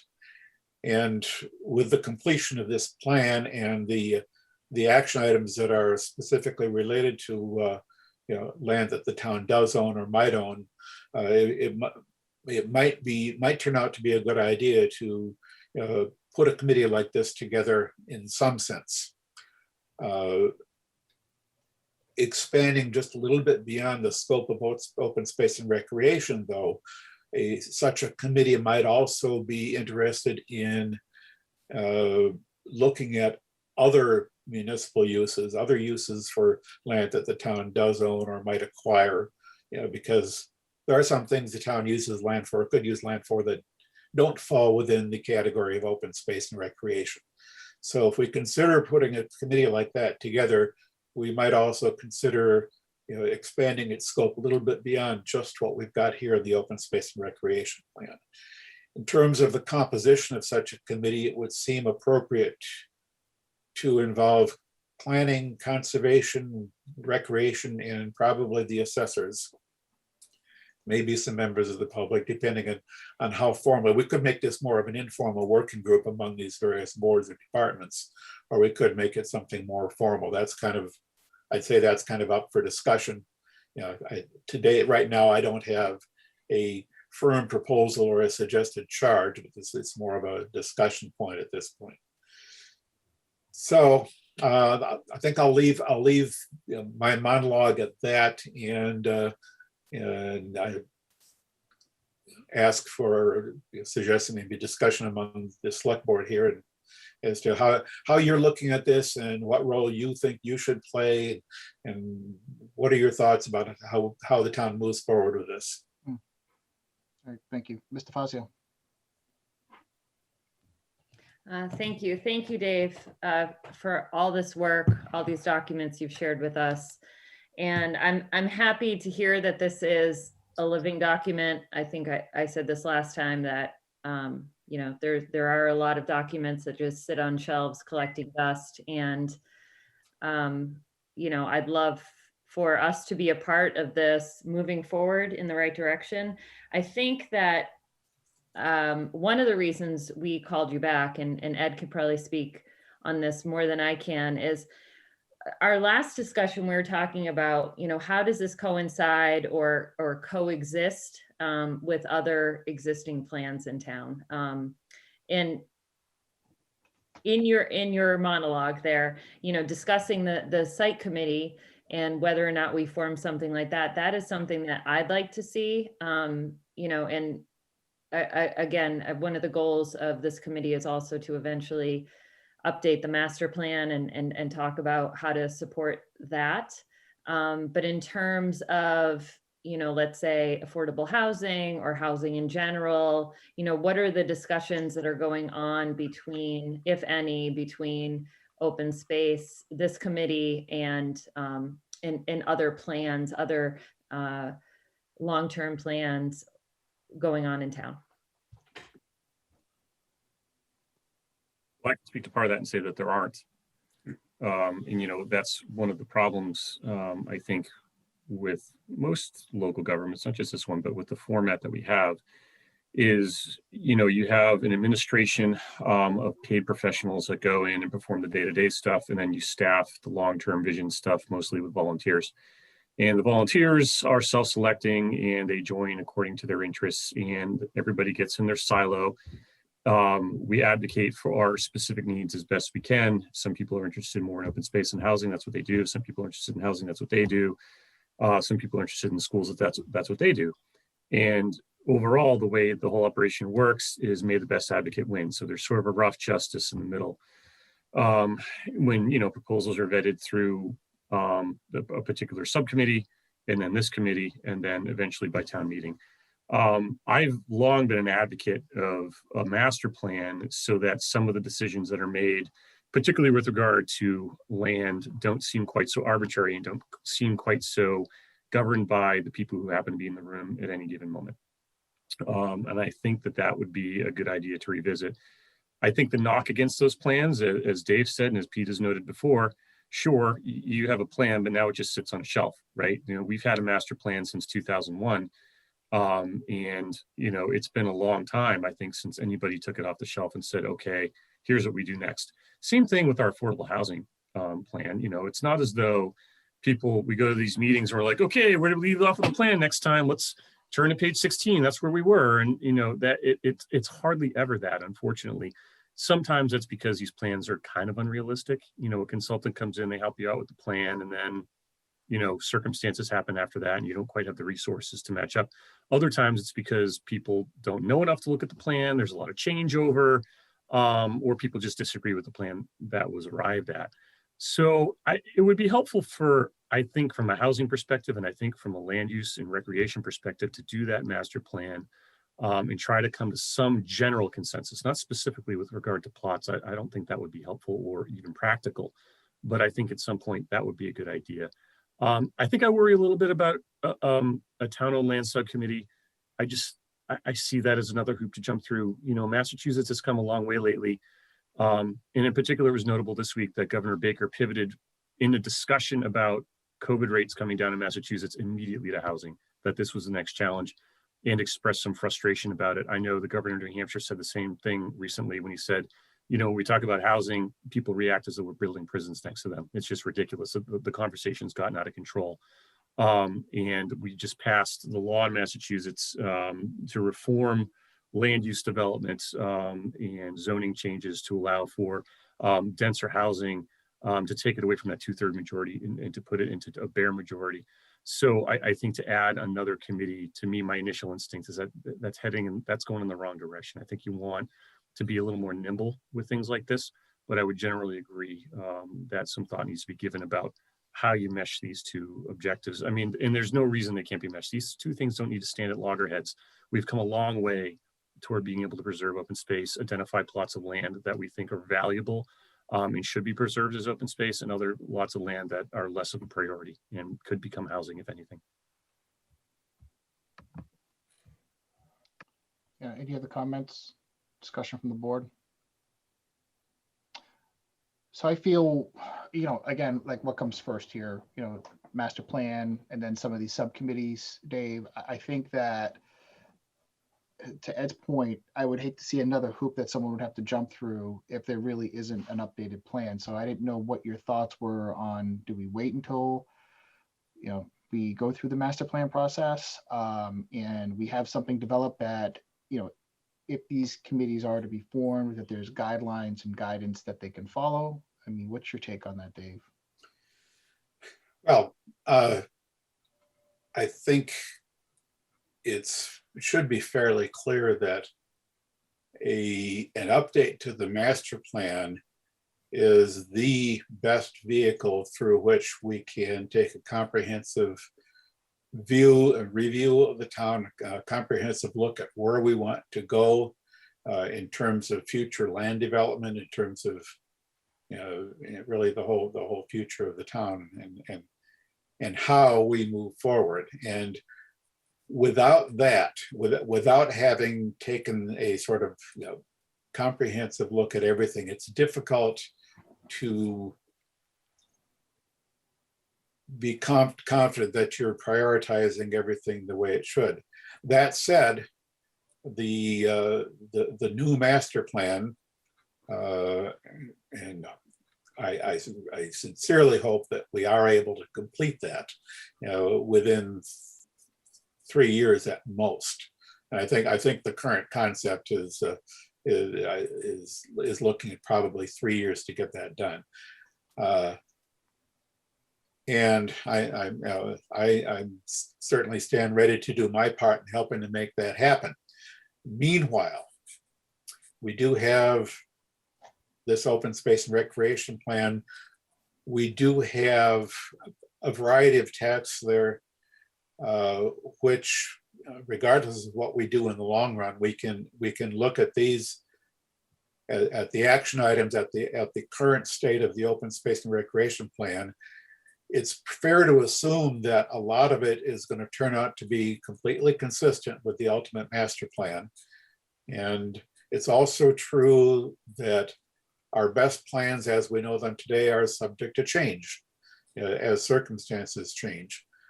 So one alternative, I suppose, is to put this open space and recreation plan on the shelf, take no real action to advance the plan,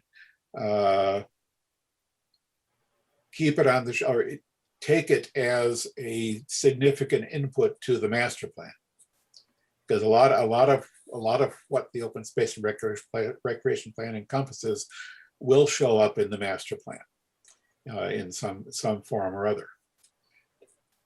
Some of the action items suggested by the open space and recreation plan are identified as useful things to do in the short term. And to what extent do we move ahead with that, with the caveat that things are always subject to change? We could take the next step with this open space and recreation plans, action plan, and go through the exercise of identifying responsible parties for all the action items, identifying those that we really do need to pay attention to soon, those that we can comfortably wait on. So that's some thoughts about a possible course of action forward. I think I saw some hands up, so I'll stop for a moment. Yeah, who had your hand up first? Was it Doreen or Matt? Me, hi. Colleen. Sorry, go back to play. I'm sorry. Um, Crack, Pete. That's your job. I'm like taking notes here, so I know what to do next. And I'm looking down and I don't see. I'm sorry, guys. Go ahead. So the idea of just waiting until the master plan, is there a way? I like the idea of the Trails Committee, and about a third of the action items are with the Trails Committee, I think is what you were saying.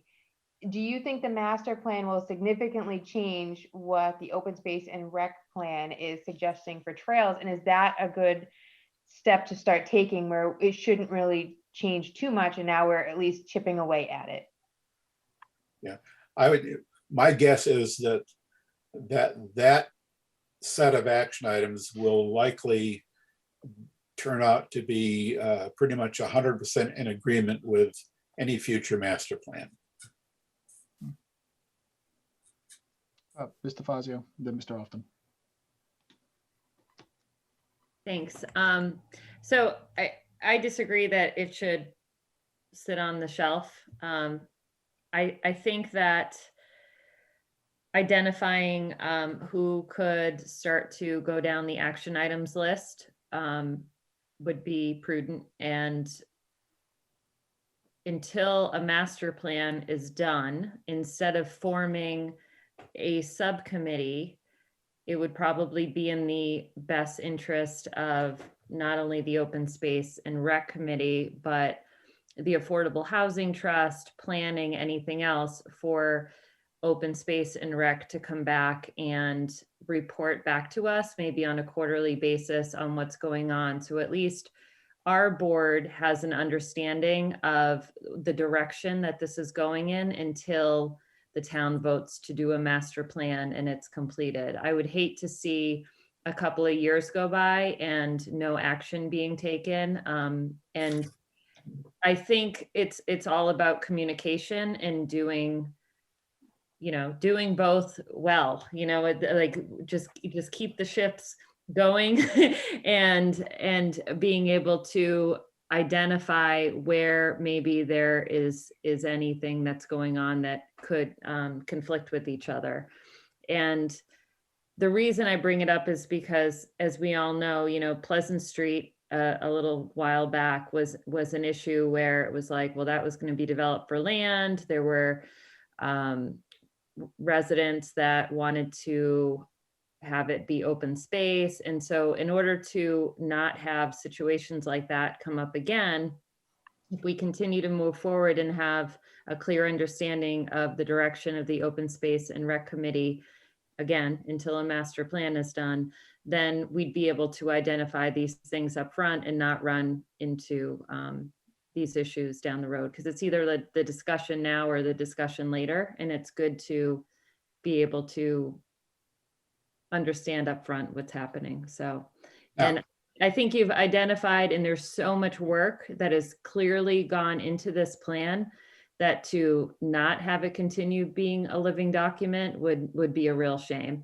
So I'd like to see it continue to move forward and identifying leads on each of these action items, and then reporting back to the board what those are and what's happening, what the timeline is. And then, we'll have a rep on the Affordable Housing Trust, and they'll be able to be clear on what those are, and decisions will be made better that way, hopefully.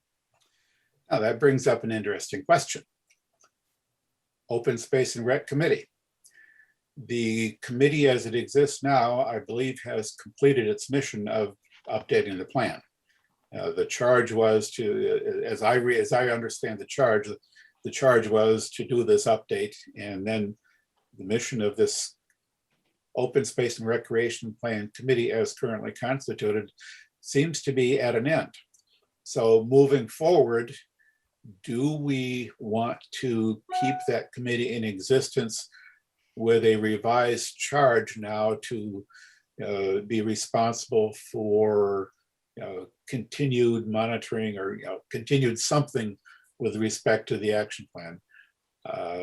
Or do we let that committee dissolve because its work is done and then identify another committee that is to sort of take over or undertake the responsibility of shepherding the plan through its implementation? I don't know the answer to that. It's probably fair to say that the current members of the Open Space and Recreation Plan Committee kind of feel like their work is done. It's been difficult to get the committee together, perhaps for a variety of reasons. But if we are to continue a committee that is sort of responsible for the continued evolution and maintenance and evolution of this plan, we probably do want to sort of reconstitute the committee and get a fresh commitment from a group of people who want to be on that. So I think I saw Matt's hand up, so I'll stop again. We'll put on that. Matt, you had your hand up. Thank you. Yeah, this plan reminds me a lot of the ADA self-eval plan in that there's a lot of responsibility that goes across a lot of different town departments. For that reason, having something like a commission to sort of be primarily responsible for assigning ownership, doing some reporting, making sure that there's continued progress is a really useful thing to have. So I think for me, it makes sense. I'd rather not constitute a new board or committee to do that in the interim period. I'm definitely interested in, aggressively pursuing a new master plan. But I also am definitely not in favor of this just becoming, putting on the shelf and gathering dust for the next couple of years. So for me, I think, I'd be in pretty strong favor of just taking Open Space and Rec, changing their charge, asking them to recommit, kind of revitalize themselves, and really charge them with something like going through the plan, assigning primary ownership to some of these areas so that we can just get on with some of the short-term high priority stuff, and start taking off some of those low-hanging fruit. I'm looking at things on here like signage and communication plans and other things that I see no reason whatsoever that we can't assign those out to existing departments to just get on with it. It's stuff that, it's exactly what we did with the, with that ADA plan, and the town's just getting on with doing the work. So I guess that's my thoughts on it. Yes, I would like to see us continue to pursue that. I hate to see all the work we put into it, gather dust on a shelf. Yes, it accomplishes one of its goals just by making us eligible for grants. But I would like to think that the reason we put together an action plan is that we had some hope of actually having some of that work done. And so, yeah, and well, and it's also a way to keep it as a living document. So if Yes. you're constantly iterating it, saying this is in progress, this is now done, it's a way to keep it alive and keep it relevant. Yeah, there is one component of that document that I've committed myself to keeping alive, regardless of anything else that happens, and that's the inventory of town-owned land and open space, because that changes every year, and I know how much work I went through to bring it up to date from where it was 10 years earlier. At least in the short term, personally, I'm committed to keeping that as a living thing within this document. But beyond that, yes, if the direction we would like to go is to basically renew the mission or update the mission of the Open Space and Recreation Plan Committee, and maybe get some new commitments from members who are willing and able to devote the time, and how much time it will take, it depends in part upon what we ultimately decide the charge of this revised committee is going to be. And I don't know that we can answer that tonight, but if this is sort of the direction that we'd like to go, I can certainly contribute some thoughts about how I think this work can go forward under this committee. And by and large, everything else in the action plan, as you say, it can be, it seems to fall within the bailiwick of one or another existing board or committee or department that's able to take those and run with it. The one thing that that I think really crosses department boundaries in a way that I don't know you could reconcile other than through a single group one way or another is this business of looking at land. Because that does cross so many boundaries. And like I said earlier, I would, as we look at that, even if we're thinking of it sort of as a follow-up to the open space and recreation plan, I think it's incredibly important to cast our eyes a little bit more broadly and keep in mind what's going to evolve, what's likely to come out of any future plans, how to coordinate that with other plans that relate to land use. So that's, again, that's something that this open space and recreation committee, if we move forward in that direction, can sort of take under its wing, coordinating with the other boards. And that's something that's maybe a little bit more fluid in some sense, and a little bit outside strictly the scope of open space and recreation, since you really can't think of land use for open space and recreation without also thinking about the other competing needs for land. And that's something that, again, as Ed has suggested earlier, is really likely to be refined and fleshed out a lot more as we develop a master plan. So that's something we can kind of tread carefully on for the time being.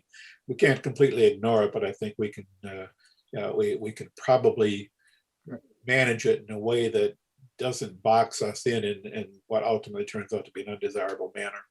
So let me just go down and ask the board real quick. I think Mr. Robbins is offering to do, a considerable amount of work here, but I just want to make sure, what the board's feelings are about moving forward with the proposal of, redrafting the charge for the Open Space and Recreation Commission that came up with this plan. Mr. Prisby.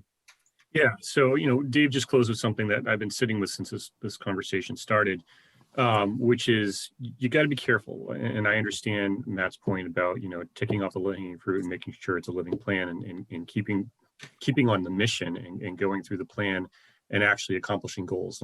Sometimes I feel like over the past few years since I've been involved with this stuff, that talking about a plan isn't in and of itself an accomplishment. It's not. You come up with a plan, you've actually got to execute on it.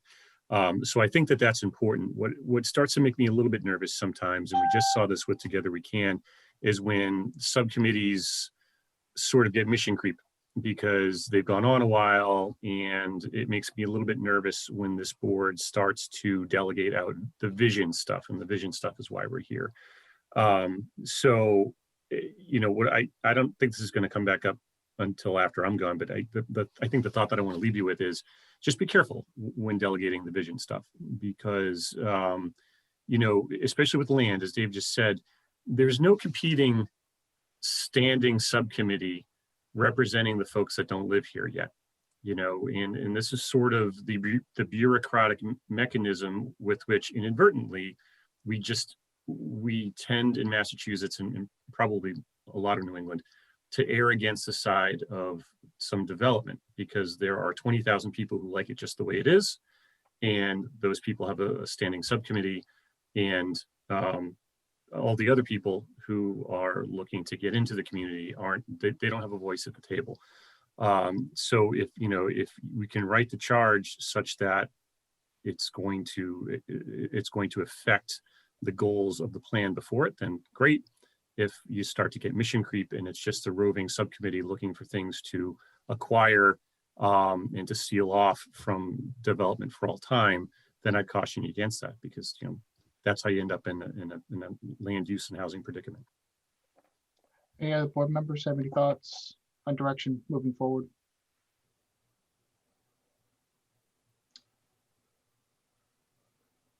So I guess just next steps here, just so I know, we're in favor of Dave. If you're willing to draft up a charge, come back at a future meeting. I don't know how much time you would want, maybe sometime in June, July. Come forward with that charge, and we'll take a look and we'll discuss it at the next workshop.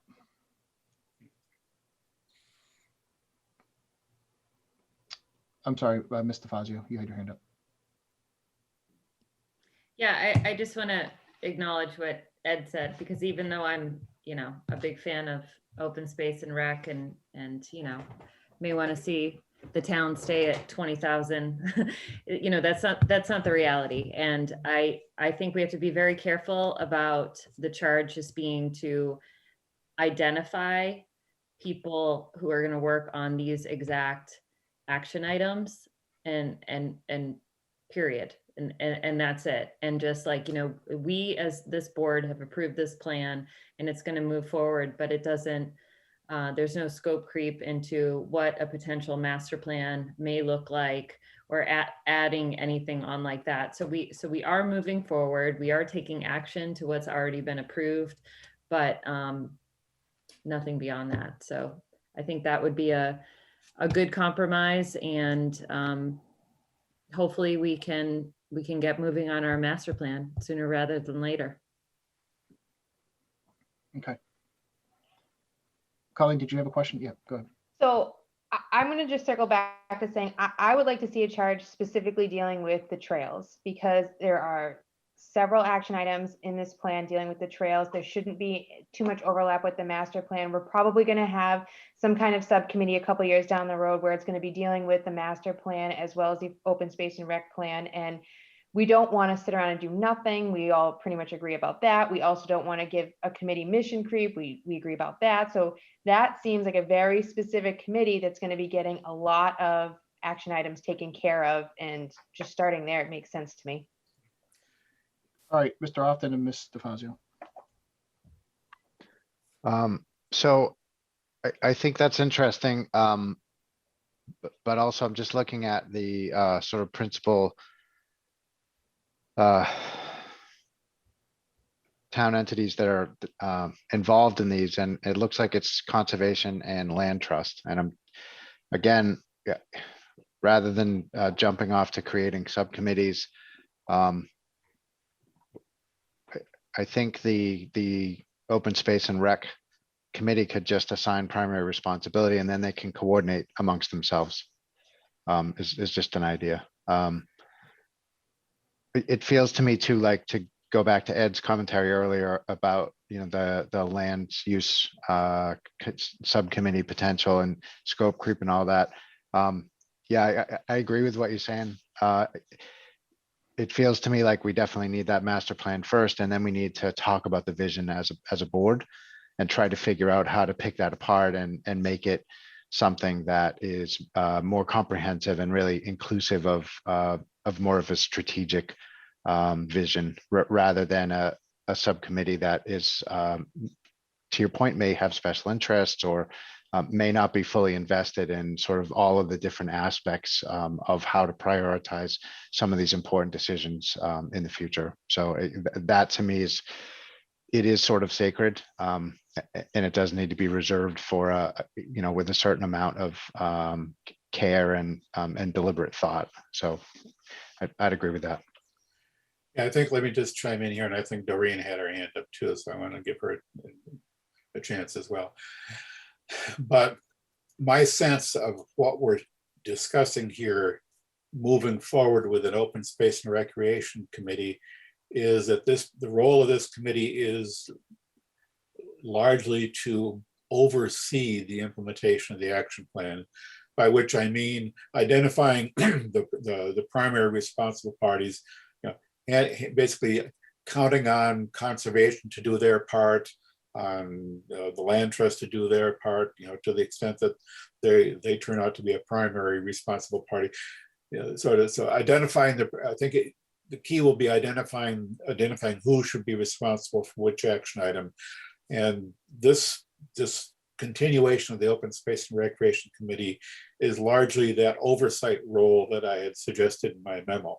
Is we obviously the starting point will be to go about assigning the primary responsibilities, and then handing it off to those committees and letting them do their work.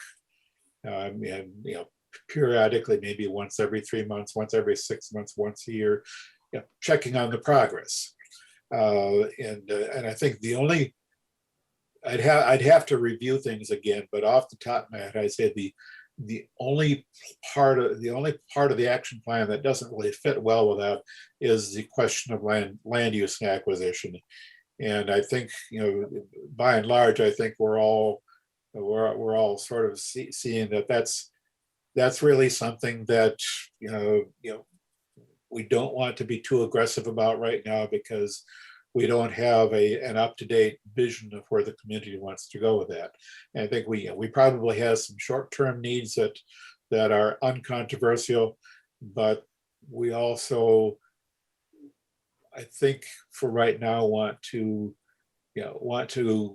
go about as slowly as we can on that, because that doesn't seem to fit real well with any one single organization right now. I want to try to wrap this up because I think there are going to be some ongoing discussions at future meetings about this charge and going forward. But I do want to give, I know Doreen, you had your hand up, and Matt, you had your hand up afterwards. So I had something similar to say as Matt, and it was answered in that conversation. So thank you. Yep, Matt. So I'll wrap up my comments. I just wanted to mention in looking at this Trails Committee work, a lot of that is already happening. So identifying, I work pretty closely with the Land Trust, and I know identifying additional properties to acquire, mapping existing trails, getting them up on the web and in applications like Trailforks and whatnot. A lot of that's happening already, actually, the trail maintenance and signage and all that. It's something that is continually happening within both the Land Trust as well as conservation. Again, I'd sort of be in favor of just doing the open space and rec newly defined charge and just getting that going, to making sure that the various elements on the plan are covered down and reported back to us on periodically. Okay. All right. All right, I want to wrap this up. So I guess, Dave, we'll leave it here at this with the feedback from us. I would agree there's some short-term components in there, with the exception of, I believe, items under the assessors, which identify the land acquisition and the use type. So why don't we try to circle back maybe mid-June or mid-July? We can touch base, Dave, and we can figure out some of our next steps here, if that works for you. Yeah, I can certainly come up with a follow-up on this June,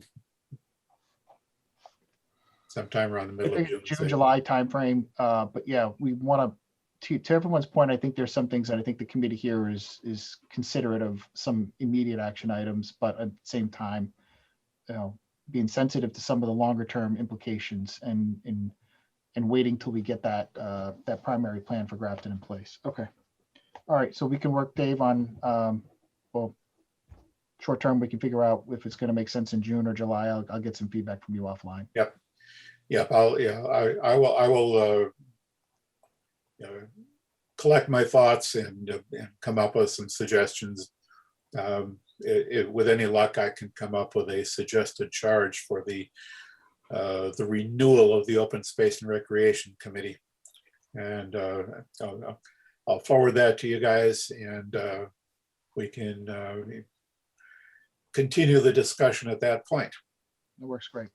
Dave, thank you very much for coming in tonight. A lot of work went into this, and it's truly appreciated. Thank you for updating us on this, and we'll see you back here in a few weeks.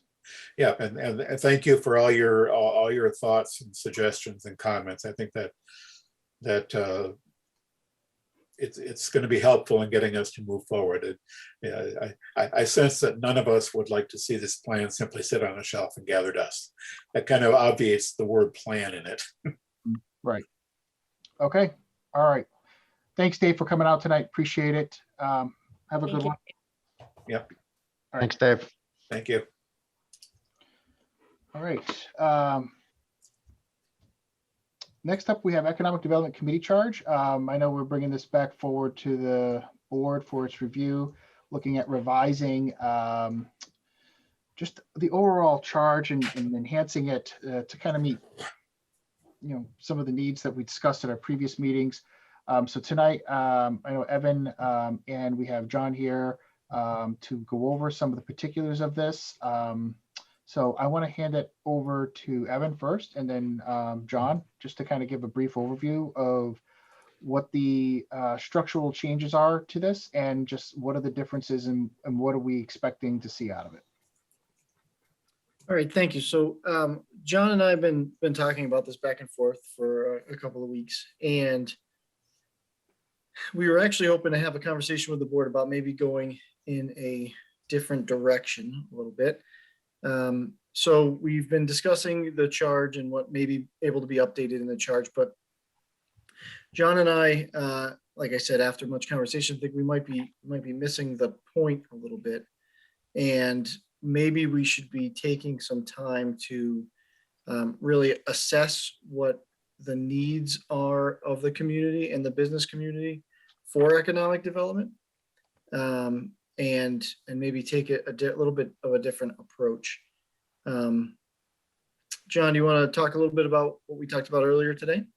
Yeah, to follow up on what Evan was saying, our discussions involve really including other stakeholders, the business community, and different segments within the business community, as opposed to trying to come up with a new charge in a silo and not consulting these other stakeholders that have interest.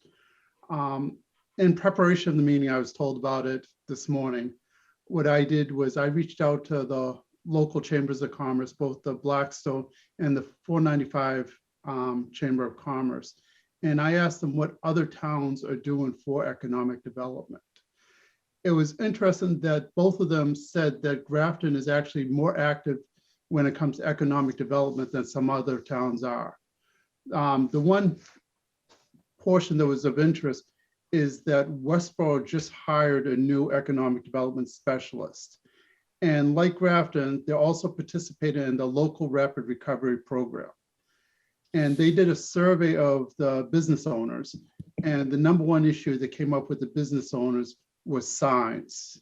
And as you know, we have a history of that problem here in Grafton, of trying to find the right balance between what the community wants and what the business owners want. The other thing I do is, it's interesting because your local towns are, I can't explain it, but the towns that surround us also perceive us as competitors as opposed to us working together as a region.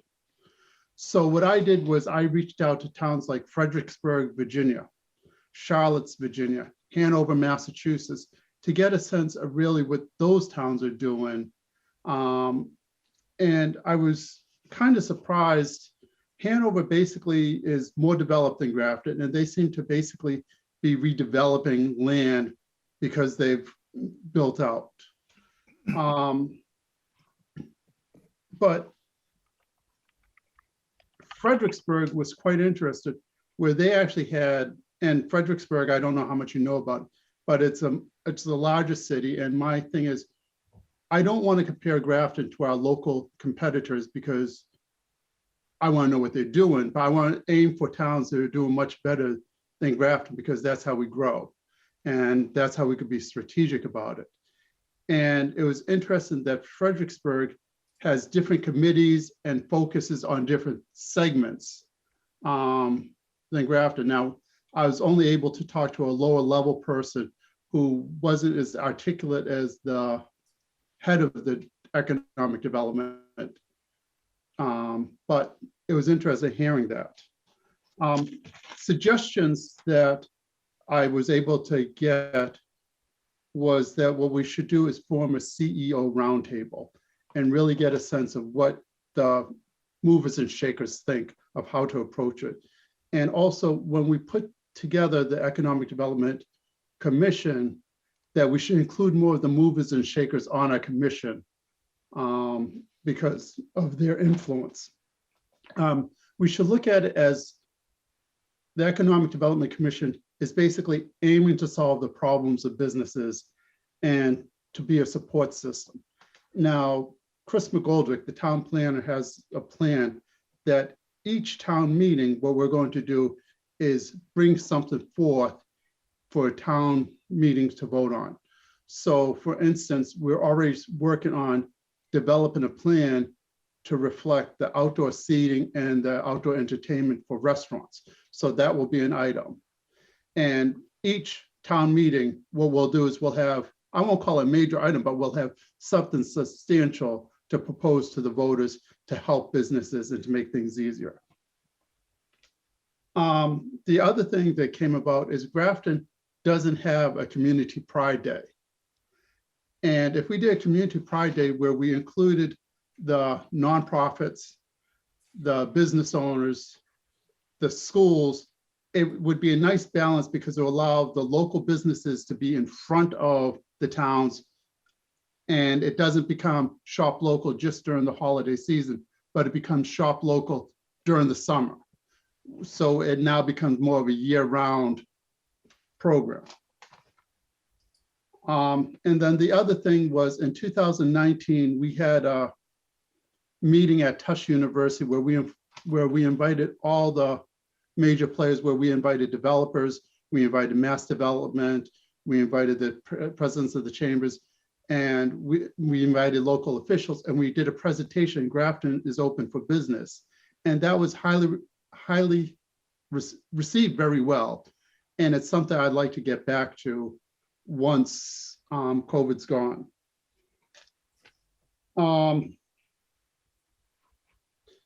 Where I should probably give you an update on the cannabis places. We have one cannabis place that's aiming to be open up before July 4th. The challenge they have is if they don't get their certificate of occupancy in a timely manner, what happens is because the CCC only meets once a month, they'll end up opening in July. The other cannabis business that's on track to open will probably open in August. So they're both really on target for that. The third cannabis business is much further behind. And there's some behind the scenes issues happening that's really keeping that from moving forward as quickly as we would like. So John, let me circle back for just a sec. So we'll circle back to EDC and the EDC charge conversation. So I think that, this is the conversation that John and I had earlier today. But I think as it pertains to EDC, we have two, as we've worked on it, we have two divergent problems, right? First of all is, you folks are the visionaries. And so what is the end goal you want for EDC? Is it the home runs, or is it the sustaining of local business? Is it all of the above? I think that's part of the conversation that we need to get from you folks.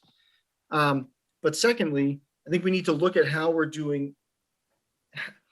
approaching economic development. Part of what you want to be doing when you're forming these boards and committees is getting those people a seat at the table that have something to leverage, right? They run in circles that are either where we want to be or what we want to sustain. And so we need to, I like the idea that John is talking about, where you have the CEO roundtable, which is step one in revitalizing your charge, where you sit down with these local business owners, people that have successfully come to Grafton and developed, and you talk to them about what do we do well, what do we not do well, what are we missing, and take those ideas, and that becomes the underlying conversation for your setting of a charge, as opposed to, we all have, and I think Ed and I talked about this at one point, we all have the idea of what economic development means, but it means something different to every single person. So, it would be good to have, as much as I wanted to be able to come back to you tonight and say, here's what we recommend for the charge, add 2 people and add this sentence. I think if we did that, we would just be missing the mark again. And I think we kind of got to take a step back. And again, the board, I think, should give us some direction on, are we shooting for the moon? Are we maintaining business? Are we doing something in between? Are we doing all of the above? And then, how do we go about soliciting the right stakeholders to come to that table and tell us, you know, without any pretext. Again, if we're doing it not well, what are we doing? And what can we be doing better? And then I think that builds your charge if we're serious about forming this, you know, not forming this, but revitalizing EDC to be more congruent with what the board's looking to have happen. All right, we'll go Mr. Prisby and then Mr. Fazio. So just from observation alone, it seems to me over the past 5 years since John's been on board, the focus on celebrating local businesses has become more pronounced. And the Shop Local Holiday Initiative that happens around the holidays has become something that I think families pencil into their calendar as they know something that's what's going to happen that weekend, and that's what we're doing. I think the summertime thing is a great idea, and I'm surprised. Growing up, we had this in Concord, New Hampshire. We would close down Main Street, and it was old-fashioned market days. They're doing theirs in August this year. All those things are good ideas. My inclination is to want there to be somebody or some entity who is going to do the moon shooting stuff that really moves the needles for taxpayers. My worry is the strength that lies in the EDC, its volunteer membership, tends to be on servicing the local stuff and promoting the local stuff. What I would hate to see happen is that we now shift our focus to EDC and say, okay, go chase the big stuff and fail on the big stuff, and also really stop doing what it does well. If there is a rhyme or a reason or a means toward attracting commercial tenants, attracting commercial developers for parcels that are still not developed that can really make a difference, I'd like to see that happen. And I'd like to hear people's ideas about how EDC can make that happen. I'm not sure. I think I would need to hear more to be convinced that EDC is the moon shooting entity that we're looking for. Right. Mr. Fazio, did you have your hand up? Yeah, thank you. So first of all, John, thank you for the effort you put into this, coming forth with a lot of really good ideas and a lot of things for us to think about. I want to start by saying it kind of piggybacks off of what Ed just said. As the select board rep for EDC, what I notice is when EDC was formed and when this charge was formed, we did not have an economic development coordinator. And we had a different planner, right? And so what I see that's actually going on in the meetings, and even these things that John is saying now, like we did this, we did this, we did this. John did it. Our economic development coordinator did it. EDC may have had input to it, but I believe that we could do more with a stronger charge. We can help support John more than we do, and we can help support local businesses more than we do. We've got a great team. I still believe we could add on some more movers and shakers, like John said, and come up with more ideas. But I think one thing that would work, I think the stakeholder engagement is a fantastic idea. I think reaching out to small businesses, but also residents, and saying, like, what do residents want out of our small businesses, and what, to small businesses, what's working, what's not working, putting a survey out, coming back, and EDC looking at it and collecting this information. But also, to Ed's point with this, like, moon shooting, can we have people on the committee that are assigned to, okay, you're working on new growth and you have to come back and report into, so you have to be working with John, you have to be working with Chris McGoldrick, you have to be working with Evan, and your responsibility on this committee is to work on that moon shooting. This group is in charge of retention of our small businesses and what's happening here in town now, and are they happy, and are we doing everything we can to support them? So again, this charge was made with the best of intentions before we had a great a coordinator. So now this commission, I think, really needs to be designed around action items, quite honestly, and not just, there's obviously a big difference between staff and volunteer. And I think that because nothing has changed in the charge so much, it's just the assumption that now we have someone who's working on this stuff and we have input.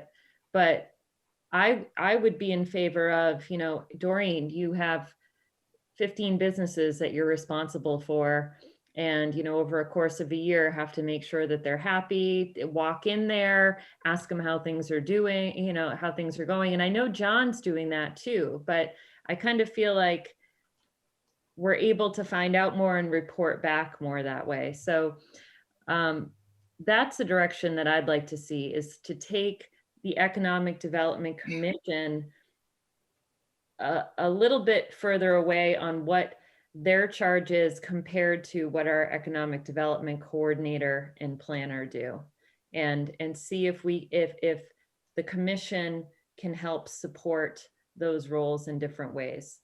I think it's possible, but as I look through the charge, I'm thinking, well, John does all this. That's the honest truth. All right, any other questions or comments from the board? Ms. Roy and then Mr. Hoffman. Matt was first. Matt was first. Okay. Matt, go ahead. Sure. Yeah, I see the potential for EDC getting involved in some of that, moon shooting, as we're talking about, if it has a different skill set. Doing that kind of work, coordinating and bringing in developers for, multi-million-dollar projects is fairly specialized. I think EDC might be more successful in offloading some work from Mr. Allen and Mr. Prasad, who, ultimately your town administrator should be one of your primary employees in town that are going to be bringing the developers to the table with that specialized skill set. I have some serious concerns about trying to get that skill set on EDC. So for me, I'd sort of rather see EDC be, working as it has been on promoting local businesses, but really taking that work and having doers on the committee that are interested in actually running some of these events and taking some of the pressure off. Ultimately, we've got limited resource. If we could find some, some highly specialized skill set to get on EDC, fine. I would be in full favor of having them do some of that more strategic work. But I think that's going to be a real challenge to get somebody on EDC that's committed to doing that on behalf of Graft. And those guys are consultants, and they have other jobs doing this work. And that just seems like a big ask for EDC to be sort of playing in that space to me and being successful. So I'm more in favor of the approach where they take on more of that local work to free time up. And, the expectation would be that, we do more strategic work coordinating between John and Evan. Ms. Roy? So I wanted to kind of build on Doreen's idea, as well as having specific roles for members. And I really wanted to, in the charge, identify what the select board rep should be doing, and go with your idea of saying shooting for the moon, working with the planner and John and Evan, because we are above the volunteer status. We are receiving a stipend, so we are in constant communication with a lot of these people already. So I think we should be taking on that bigger role in the committee is just my suggestion for the charge. Mr. Frisbee. I agree with everything that's been said here tonight, except that I do want to challenge this board and myself to think about how can we do it a little bit better, though. Everybody who has run for these seats has talked about economic development when asked about how to get around overrides and structural deficits and how to pay for the things that we say we want to pay for. We know it's incredibly difficult, even if you do get new growth. We just saw Shrewsbury, whose commercial income dwarfs ours by like a factor of 10, pass another override. They're second in 10 years. So we know it's not a panacea, but at the same time, 3 years ago, we were all jazzed that UPS was going to open up a facility in North Grafton. They bought the land and then nothing happened. And, if we could make UPS do something with that, we would, but we can't. So assuming that we still do want that larger development, and Evan, I'm curious to hear from you too, how do you get from point A to point B on that stuff? Is it something that it's even appropriate in the year 2021 for volunteer boards and local part-time elected officials to be involved in? Is this on the scale of involvement, like Matt said, that really it's consultants, it's the game behind the game. It's developers and commercial businesses being lured to Massachusetts by the state and not municipalities. I mean, what are we missing here when you talk about the real large game-changing developments that could be possible for the amount of land and space that we kind of do have with our proximity to Boston and Worcester, and with our proximity to the Mass Pike? I think that's a question. Yeah. So I think, if this was, my vision, I think that myself and John and Chris and, some of the other full-time, I was going to say movers and shakers, because now John's that's the only thing I can think of when I try to talk about people now. But, we are inherently good at moon shooting because we are positioned very well to fail over and over again, because that's what happens, right? You have 30 different proposals for a parcel of land before you can finally get something that actually gets built, because everybody has an idea of what should happen on every parcel, and it doesn't pan out for a number of reasons. And I think that we are posed to do that very well.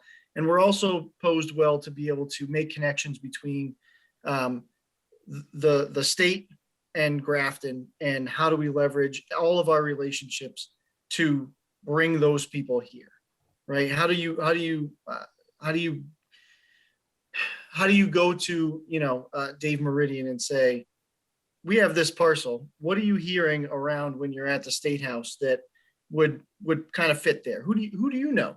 He knows tons of people. Senator Moore knows tons of people. John knows Charlie Baker really well. They're tight, so he just calls him up for breakfast and get us some business. But those are the things that we can do in the back. Not even in the background, in the foreground. That's what we do. That's why you pay us to do that. I think that when you look at your volunteer boards and committees, these are volunteers that are on this board because they want to do something for their town. But they have a limited amount of time because they have other things to do. And so perhaps their role is better spent helping with events that help support your pre-existing businesses, right? Your mom and pop shops, the stores you already have, the things that John has been very successful doing. You got your restaurant support programs that he's put in place, and those types of events. I think volunteer boards could be very successful doing that. The Celebrate Grafton, or whatever you want to call it, summertime event, the shop Grafton holiday events. I think that is perfectly within the wheelhouse of an EDC type of commission. It doesn't mean they have no seat at the table while we're trying to lure in these big things, but quite frankly, we're here every day, all day, doing that, having those conversations. And I think that's, if it's up to me, that's where the breakdown is, if that makes sense. And just let me give you a little bit of perspective. Is we have approximately 40 acres near the train station that's professionally being marketed. And I've given them tons of brochures. I've given the state tons of brochures of biomanufacturing.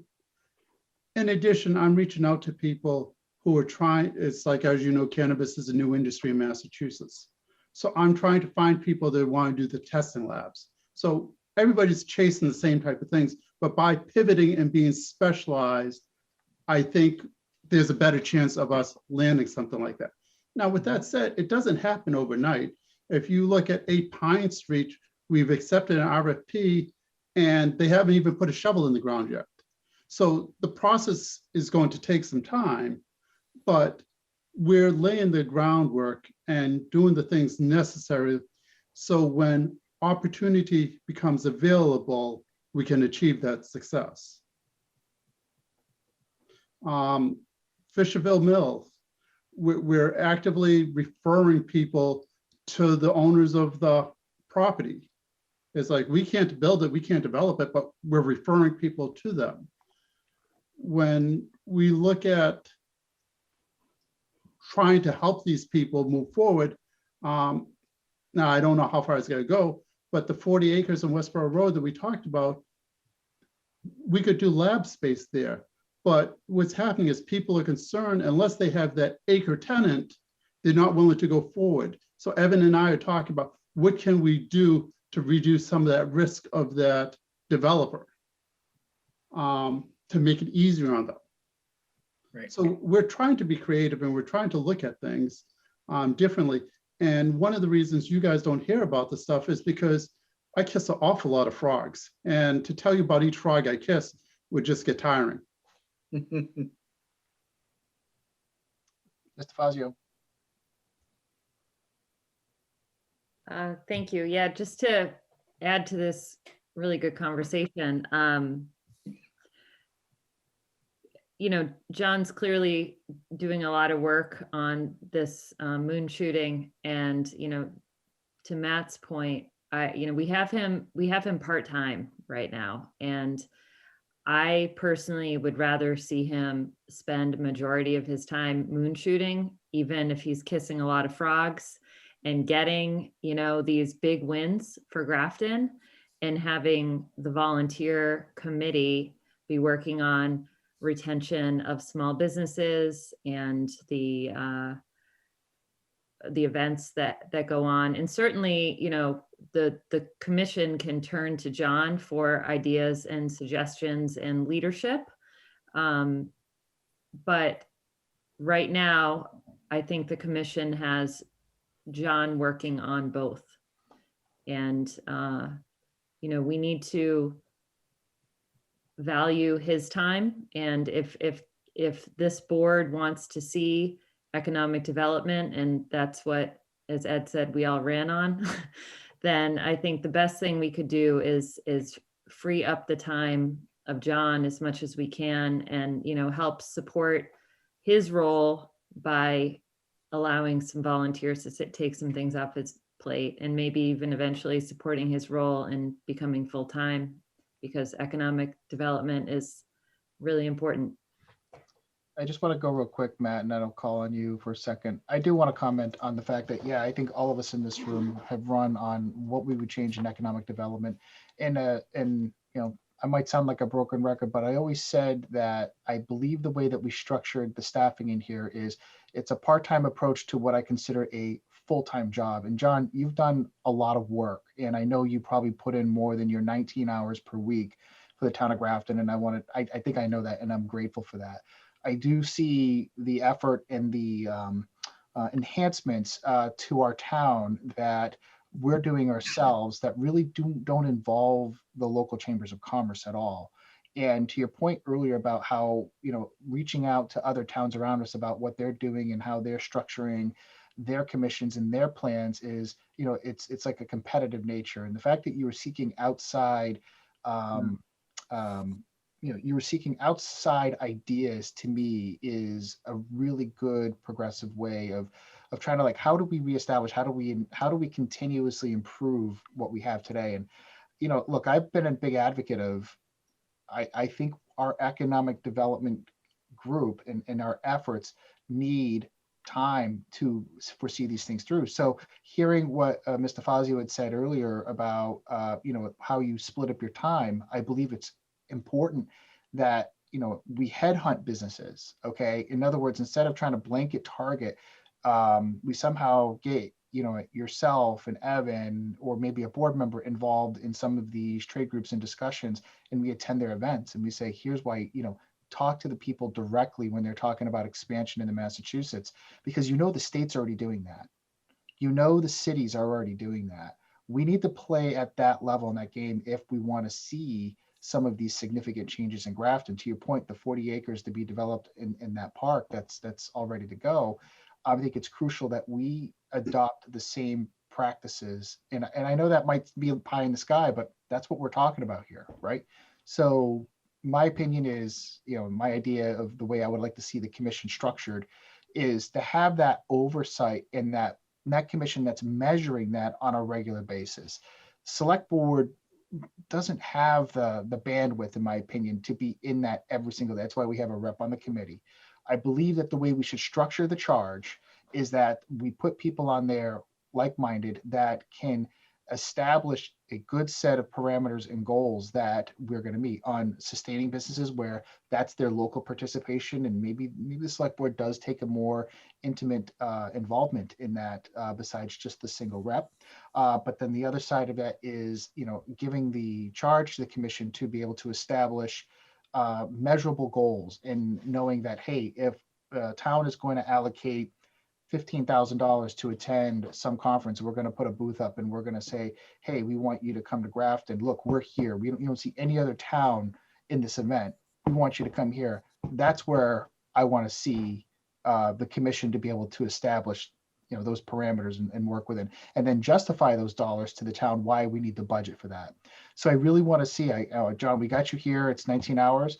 I want to make 100% use of that. But at the same time, I do believe that if we want to see both happen with one person, you're going to have to expand that hours. There's no way, I don't think you can do both of those jobs, effectively. So I would agree with some of my board members. I would like to see you focus on some of the more of the undeveloped land and getting people in here to develop and invest, and maybe look at leaning on the commission to deal and work with relationships in building relationships with businesses to sustain them here in Grafton.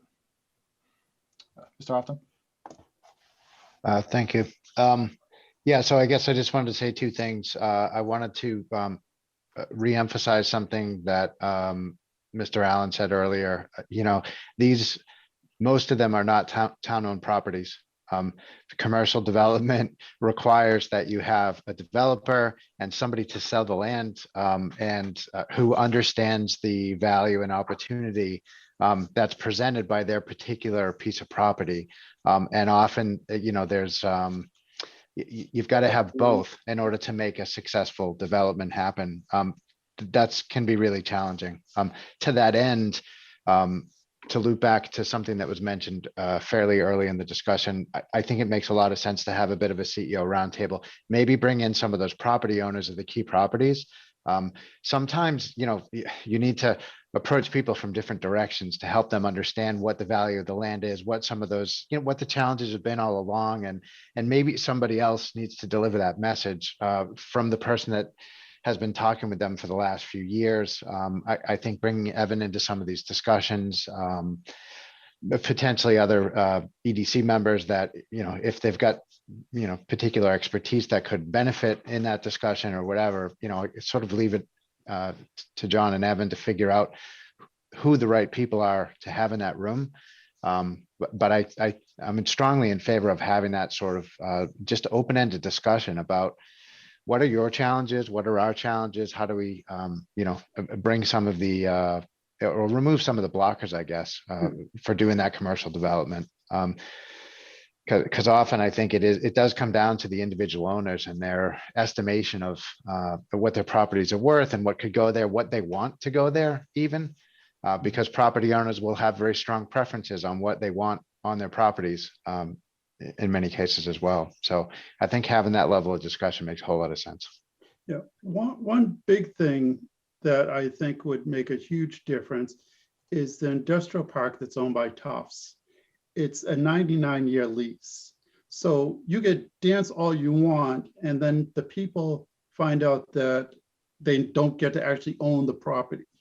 If we could get to the point where Tufts transfers that to us, that's actually becomes much more attractive to a potential developer. Now, Tufts' position is that we're a land grant university and we don't want to do anything that will cause us to lose any of the benefits we receive from the states. So it literally requires votes at the State House. But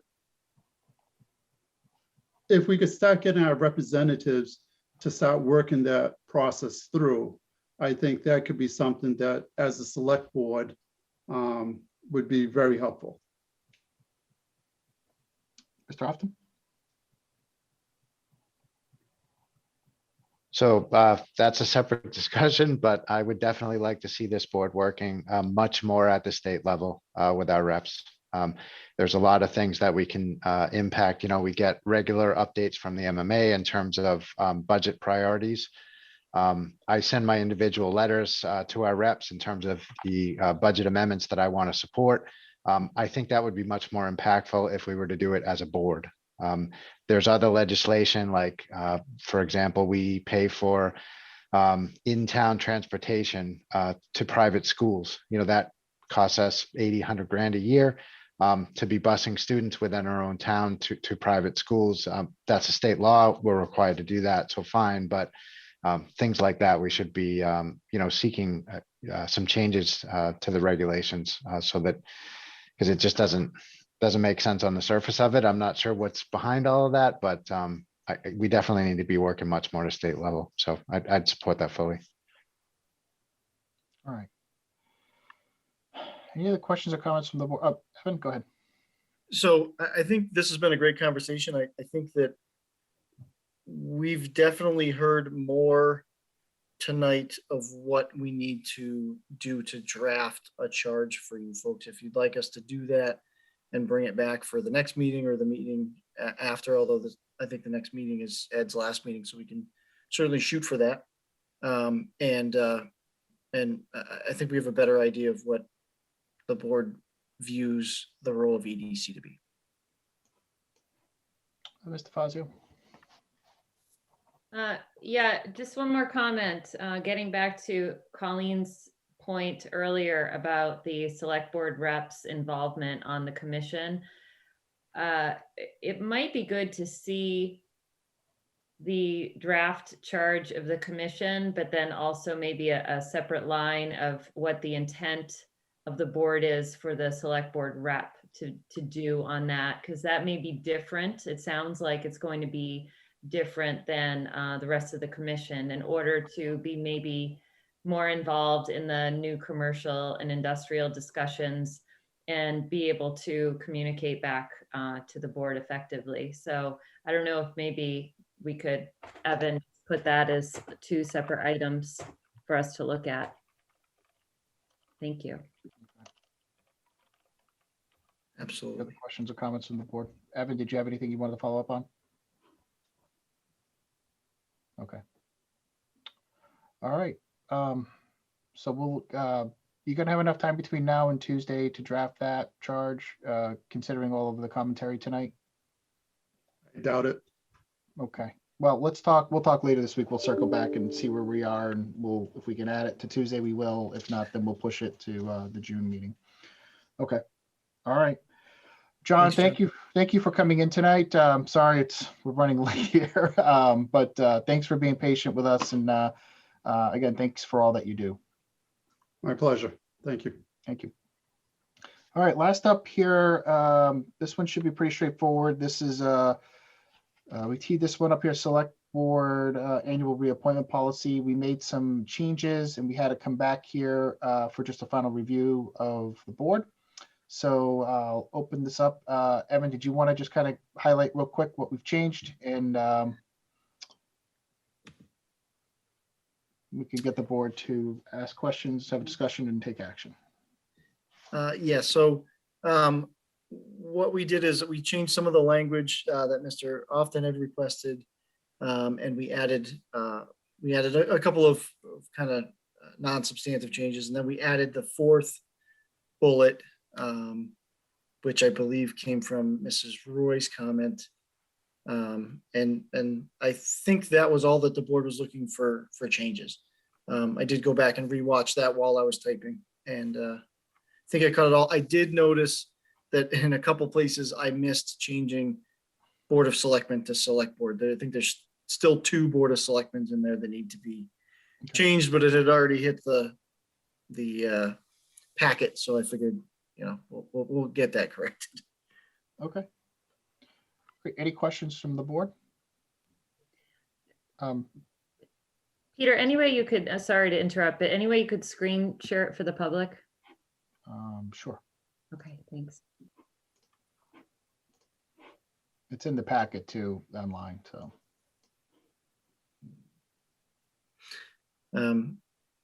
Yeah, so again, I mean, the major changes were rather than recommended candidate, we changed that to interested candidate.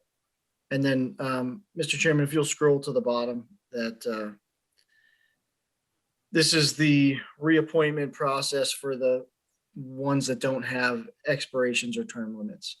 And so we just added a little blurb there that you'll undertake the reappointment process for each of those positions no less than every 5 years. And that annually we will reach out to those folks with a solicitation, ensuring that they still wish to serve in the capacity that they are. And I believe that's the intent of what you talked about at the last meeting. Okay. Ms. Roy, you got a question? I got 2. So that section 4, I like the idea of saying 3rd week. That gives wiggle room if they need to spill over into, or if it's a heavy year with a lot of reappointments. And the second was going to be something to look at, not on this. So if anybody has any other questions on this first, since it's up, and then if you could circle back to me, Peter, that would be great. Sure.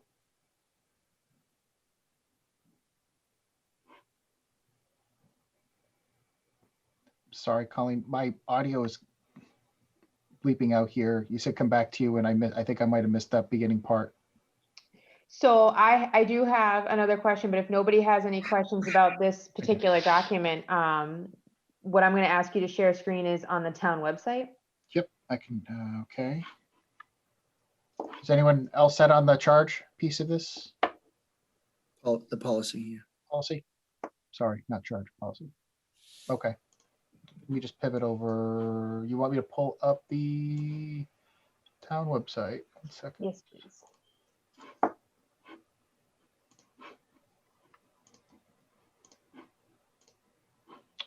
Can you see that?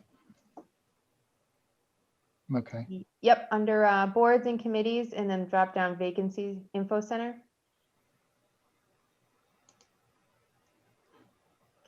And then down to the boards and committees in blue.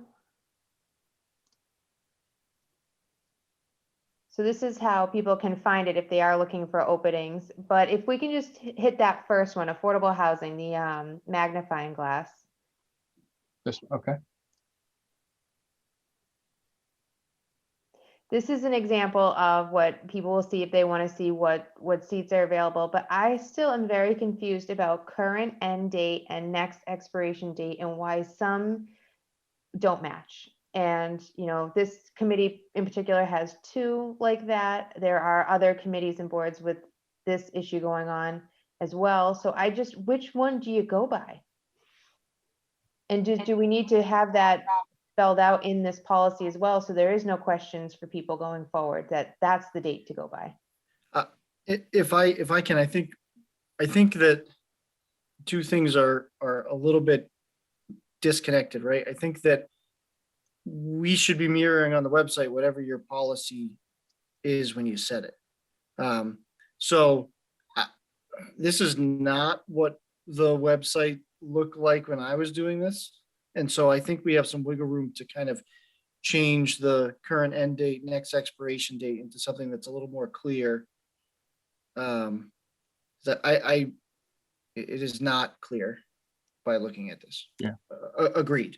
Because some of them it's the same date on a couple of pages. They're different dates.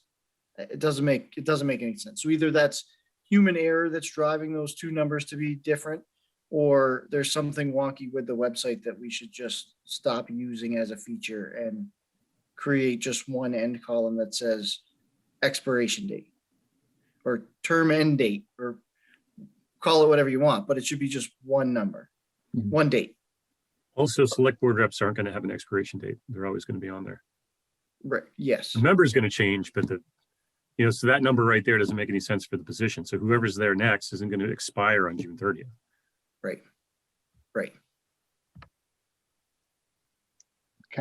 That's a good point. All right. Is there anything else on here we need to see, Colleen? Nope, that's it. I love the idea of just one column that has one date and that, like Ed's point, that there's going to be no expiration, because Doreen, I think, brought that up at one point too. Why is there no expiration for some? And that's a perfect example of why there should be no expiration for that one. Right. I was doing it before in a, previous town. It would just say term, and it would just give you the start and the end. That was it. And what else do you need to know? Yeah. So we can simplify that, I think.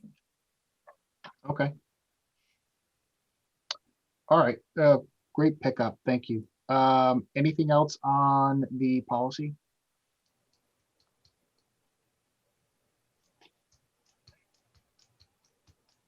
So everyone's had a chance to look it over. Everyone's good with it. Our next course of action, we'll bring this forward on to Tuesday next week for formal ratification. Okay. And I think that's it. All right. Well, that's all I have tonight. And at this point, I can